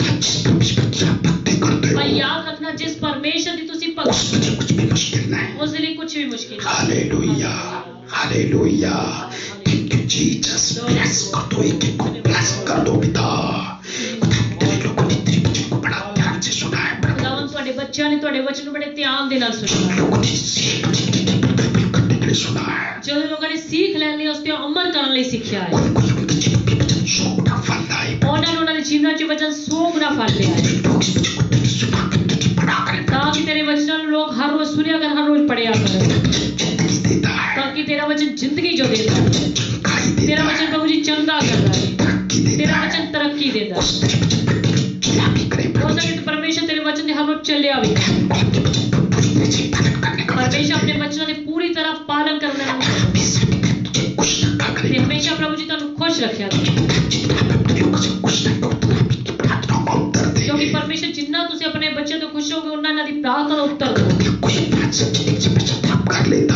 ਜੇ है ਪਰਮੇਸ਼ਰ ਕੋਈ ਸੱਚੇ ਦਿਲੋਂ ਪਛਤਾਤਾਪ ਕਰ ਲੈਂਦਾ कोई ਹੈ, भी माफी मांग लेता ਕੋਈ ਵੀ है ਸੱਚੇ ਦਿਲੋਂ ਮਾਫੀ ਮੰਗ ਲੈ, कोई भी प्रार्थना कभी रुका पड़ा है प्रभु ਉਹਨਾਂ ਦੀ ਕੋਈ ਵੀ ਪ੍ਰਾਰਥਨਾ ਦੇ ਵਿੱਚ ਕੋਈ ਰੁਕਿਆ ਪਿਆ, जी पिता आज ही इसी प्रार्थना की प्रार्थना को उनको दे दे ਅੱਜ ਹੀ ਪ੍ਰਭੂ ਜੀ ਇਸੇ ਸਮੇਂ ਉਹਨਾਂ ਦੀ ਪ੍ਰਾਰਥਨਾ ਦਾ ਉੱਤਰ ਦੇ ਦਿਓ। दस मिल कर दुआ करते उनकी प्रार्थना को उत्तर आज ਪਰ को दे 10 दे। ਮਿਲ ਕੇ ਦੁਆ ਕਰਦੇ ਉਹਨਾਂ ਦੀ ਪ੍ਰਾਰਥਨਾ ਦਾ ਉੱਤਰ ਅੱਜ ਹੀ ਦੇ ਦਿਓ। ਯਿਸੂ ਮਸੀਹ ਦੇ ਨਾਮ ਵਿੱਚ ਉਹਦੀ ਪ੍ਰਾਰਥਨਾ ਨੂੰ ਸੁਣ ਕੇ ਉਹਨਾਂ ਦਾ ਉੱਤਰ ਅੱਜ ਦੇ ਦਿਓ। ਜੇਕਰ ਕੋਈ ਬਿਮਾਰ ਹੈ ਉਸਦੀ ਬਿਮਾਰੀ ਦੂਰ ਨਹੀਂ ਹੋ ਰਹੀ ਤਾਂ ਖੁਦਾਵੰਦ ਯਿਸੂ ਦੇ ਨਾਮ ਵਿੱਚ ਅੱਜ ਹੀ ਸ਼ਿਫਾ ਪਾ। ਸਿਰ ਤੋਂ ਲੈ ਕੇ ਪੈਰ ਦੀ ਤਲੀ ਤੱਕ ਕੋਈ ਵੀ ਬਿਮਾਰੀ ਯਿਸੂ ਮਸੀਹ ਦੇ ਨਾਮ ਵਿੱਚ ਜਾਂਦੀ ਹੈ। दूर हो जा। ਇਹ ਸ਼ਕਤੀ ਕੋਈ ਵੀ ਇਹਨਾਂ ਦੇ ਵਿਸ਼ਵਾਸ ਨੂੰ ਗਿਰਾਉਂਦੀ ਪ੍ਰਭੂ ਤੋਂ ਦੂਰ ਕਰਦੀ ਖੁਦਾਵੰਦ ਯਿਸੂ ਦੇ ਨਾਮ ਵਿੱਚ ਇਹਨਾਂ ਦੇ ਜੀਵਨ ਤੋਂ ਦੂਰ ਹੋ। विश्वास बढ़ जाए। ਇਹਨਾਂ ਦਾ ਪ੍ਰਭੂ ਦੇ ਪ੍ਰਤੀ ਵਚਨ ਦੇ ਪ੍ਰਤੀ ਵਿਸ਼ਵਾਸ ਹੋ ਜਾਣਾ। बढ़ जाए। ਪ੍ਰਭੂ ਦੇ ਨਾਲ ਇਹਨਾਂ ਦਾ ਰਿਸ਼ਤਾ ਹੋਰ ਜ਼ਿਆਦਾ ਵੱਧ ਜਾਵੇ। संकट को बड़ी आशीष दो। ਸਾਰੀ ਕੈਨੇਡਾ ਦੀ ਸੰਗਤ ਨੂੰ ਬੜੀ ਬਰਕਤ ਦਿਓ। ਸਾਰੇ ਪ੍ਰਭੂ ਜੀ ਲਾਈਵ ਨਹੀਂ ਜੁੜ ਪਾਉਂਦੇ ਉਹਨਾਂ ਨੂੰ ਫਜ਼ਲ ਬਖਸ਼ੋ ਤਾਂ ਕਿ ਸਾਰੇ ਲਾਈਵ ਜੁੜ ਕੇ ਤੁਹਾਡੀ ਆਸ਼ੀਸ਼ ਨੂੰ ਪਾ ਸਕਣ। ਜਿਨ੍ਹਾਂ ਦੇ ਕੋਲ ਐਂਡਰੋਇਡ ਮੋਬਾਈਲ ਨਹੀਂ ਪਰਮੇਸ਼ਰ ਉਹਨਾਂ ਨੂੰ ਐਂਡਰੋਇਡ ਮੋਬਾਈਲ ਉਪਲਬਧ ਕਰਾਓ। शांति बख्श दो। ਉਹ ਪਰਮੇਸ਼ਰ ਸਾਰੀ ਕਲੀਸਿਆ ਵਿੱਚ ਸੁਖ ਸ਼ਾਂਤੀ। ਬੇਟਾ ਦੇ ਸਾਰੇ ਸੇਵਾਦਾਰਾਂ ਨੂੰ ਸੁਖ ਸ਼ਾਂਤੀ। ਕਲੀਸਿਆ ਨੂੰ ਹੋਰ ਜ਼ਿਆਦਾ ਵਫਾਦਾਰੀ ਦੇ ਨਾਲ ਅੱਗੇ ਵਧਣ ਦਾ ਫਲ। ਲੁਧਿਆਣਾ ਦੀ ਸਾਰੀ ਕਲੀਸਿਆ ਵਿੱਚ ਸੁਖ ਸ਼ਾਂਤੀ। ਸਾਰੇ ਸੇਵਕਾਂ ਨੂੰ ਬਹੁਤਾਇਤ ਦੇ ਨਾਲ ਇਸਤੇਮਾਲ ਕਰੋ। ਪੰਜਾਬ ਦੀ ਸਾਰੀ ਕਲੀਸਿਆ ਵਿੱਚ ਸੁਖ ਸ਼ਾਂਤੀ। ਪੰਜਾਬ ਦੇ ਮੁੱਖ ਮੰਤਰੀ ਸਾਰੇ ਮੰਤਰੀਆਂ ਨੂੰ ਬੜੀ ਬਰਕਤ ਦਿਓ। ਸਾਡੇ ਹਿੰਦੁਸਤਾਨ ਦੇ ਪ੍ਰਧਾਨ ਮੰਤਰੀ ਰਾਸ਼ਟਰਪਤੀ ਸਾਰੇ ਮੰਤਰੀਆਂ ਨੂੰ ਹਿੰਦੁਸਤਾਨ ਦੀ ਸਾਰੀ ਕਲੀਸਿਆ ਵਿੱਚ ਸੁਖ ਸ਼ਾਂਤੀ। ਹਿੰਦੁਸਤਾਨ ਵਿੱਚ ਆਪਣੇ ਸਾਰੇ ਦਾਸ-ਦਾਸੀਆਂ ਨੂੰ ਬਹੁਤਾਇਤ ਦੇ ਨਾਲ ਇਸਤੇਮਾਲ ਕਰੋ। ਇੱਕ ਮੰਤਰੀ ਦੇ ਉੱਤੇ ਇੱਕ ਅਫਸਰ ਦੇ ਉੱਤੇ ਆਪਣੀ ਸੱਚਾਈ ਨੂੰ ਪ੍ਰਗਟ ਕਰੋ। ਸਾਡਾ ਦੇਸ਼ ਦਿਨੋਂ ਦਿਨ ਤਰੱਕੀ ਕਰਦਾ ਜਾਏ। ਕੱਲ ਪਿਤਾ ਪਰਮੇਸ਼ਰ 15 ਅਗਸਤ ਸਾਡੀ ਆਜ਼ਾਦੀ ਦਾ ਦਿਨ ਸੀ ਪ੍ਰਭੂ।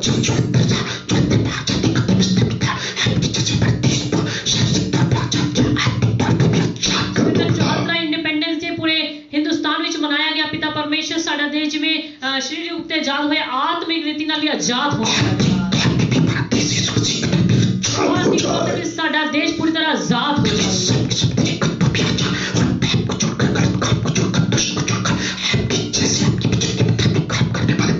ਸਾਰੇ ਤੁਹਾਡੇ ਕਦਮਾਂ 'ਚ ਆ ਜਾ। ਆਪਣੇ ਜੀਵਨ ਦੇ ਪਾਪ ਨੂੰ, ਬੁਰਾਈ ਨੂੰ, ਨਫ਼ਰਤ ਨੂੰ, ਵੈਰ ਵਿਰੋਧ ਨੂੰ, ਹਰ ਪ੍ਰਕਾਰ ਦੀ ਦੁਸ਼ਟ ਦੀ ਤਾਕਤਾਂ ਨੂੰ ਛੱਡ ਕੇ ਤੁਹਾਡੇ ਕਦਮਾਂ 'ਚ ਤੁਹਾਡੇ ਨਜ਼ਦੀਕੀ ਵਿੱਚ ਆ ਜਾ।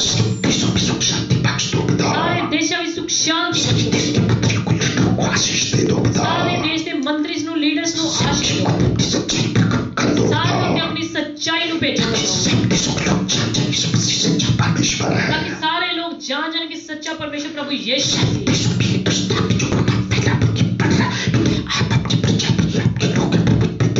ਉਹ ਪਿਤਾ ਪਰਮੇਸ਼ਰ ਪੂਰੇ ਸੰਸਾਰ ਵਿੱਚ ਹਿੰਦੁਸਤਾਨ ਵਿੱਚ ਜਿਹੜਾ ਕਿ ਕਰੋਨਾ ਦਾ ਵਾਇਰਸ ਜ਼ਿਆਦਾ ਫੈਲ ਰਿਹਾ, ਵੱਧ ਰਿਹਾ, ਖੁਦਾ ਯਿਸੂ ਮਸੀਹ ਦੇ ਨਾਮ ਵਿੱਚ ਇਹਨੂੰ ਫੈਲਣ ਤੋਂ ਰੋਕੋ ਪਿਤਾ।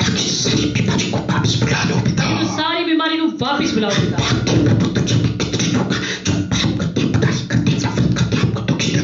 ਉਹ ਪ੍ਰਭੂ ਜੀ ਅਸੀਂ ਮੰਨਦੇ ਹਾਂ ਕਿ ਦੁਨੀਆ 'ਚ ਕਿੰਨੇ ਲੋਕ ਹੈ ਜਿਹੜੇ ਪਾਪ ਕਰਦੇ, ਨਫ਼ਰਤ ਕਰਦੇ, ਵੈਰ ਵਿਰੋਧ ਕਰਦੇ, ਤੁਹਾਡੇ ਵਚਨਾਂ ਨੂੰ ਤੋੜਦੇ ਆ ਪ੍ਰਭੂ ਜੀ।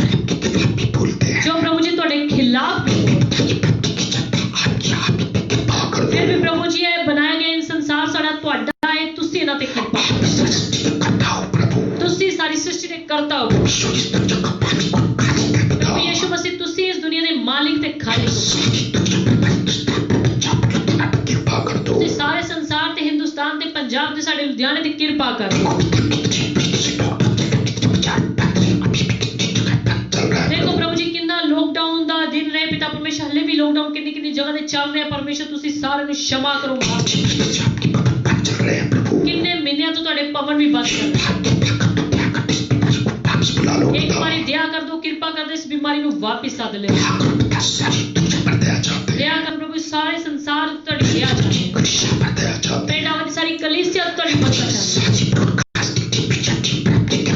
ਸਾਡੀ ਸਾਰੀ ਬ੍ਰੌਡਕਾਸਟਿੰਗ ਮੀਡੀਆ ਟੀਮ ਤੇ ਤੁਹਾਡੀ ਬਰਕਤ ਆਸ਼ੀਸ਼ ਜਿਹਨਾਂ ਦੀ ਮਦਦ ਦੇ ਨਾਲ ਅਸੀਂ ਇਸ ਪ੍ਰੋਗਰਾਮ ਲਾਈਵ ਸਟ੍ਰੀਮ ਕਰ ਪਾਉਂਦੇ। ਸਾਰੀ ਕਲੀਸਿਆ ਨੂੰ, ਸਾਰੀ ਟੀਮ ਨੂੰ ਬੜੀ ਬਰਕਤ और खुदावंद ਸਾਨੂੰ ਫਜ਼ਲ ਬਖਸ਼ੋ ਤਾਂ ਕਿ ਤੁਹਾਡੀ ਸੱਚੇ ਪ੍ਰਚਾਰ ਨੂੰ ਅਸੀਂ ਦੁਨੀਆ ਦੇ ਕੋਨੇ-ਕੋਨੇ ਤੇ ਫੈਲਾ ਸਕੀਏ। आगे बढ़ ਬਿਨਾਂ जाए ਸਵਾਲ ਦੇ ਬਿਨਾਂ ਲਾਜ ਦੇ ਤੁਹਾਡੀ ਸੇਵਾ 'ਚ ਅੱਗੇ ਵਧਣ उनकी आशीष दे ਸੁਣਨ ਵਾਲੇ ਇੱਕ ਇੱਕ ਜਨ ਨੂੰ ਬੜੀ ਬਰਕਤ ਦਿਓ ਪ੍ਰਭੂ मैं दुआ को सुन लिया है। ਧੰਨਵਾਦ ਕਰਦੇ ਹਾਂ ਪ੍ਰਭੂ ਜੀ ਤੁਸੀਂ ਸਾਡੀ ਦੁਆਵਾਂ ਨੂੰ ਸੁਣ ਲਿਆ सबकी मुक्ति दाता उद्धारकर्ता परमेश्वर के नाम से मांगा ਤੇ है। ਇਹਨਾਂ ਸਾਰੀ ਦੁਆਵਾਂ ਨੂੰ ਤੁਹਾਡੇ ਪ੍ਰਿय ਪੁੱਤਰ ਸਾਡੇ ਸਭ ਦੇ ਮੁਕਤੀਦਾਤਾ ਉद्धारकर्ता ਪ੍ਰਭੂ ਯੀਸ਼ੂ ਮਸੀਹ ਦੇ ਨਾਮ ਵਿੱਚ ਮੰਗਦੇ ਆ ਪਿਤਾ ਆਮੀਨ ਆਮੀਨ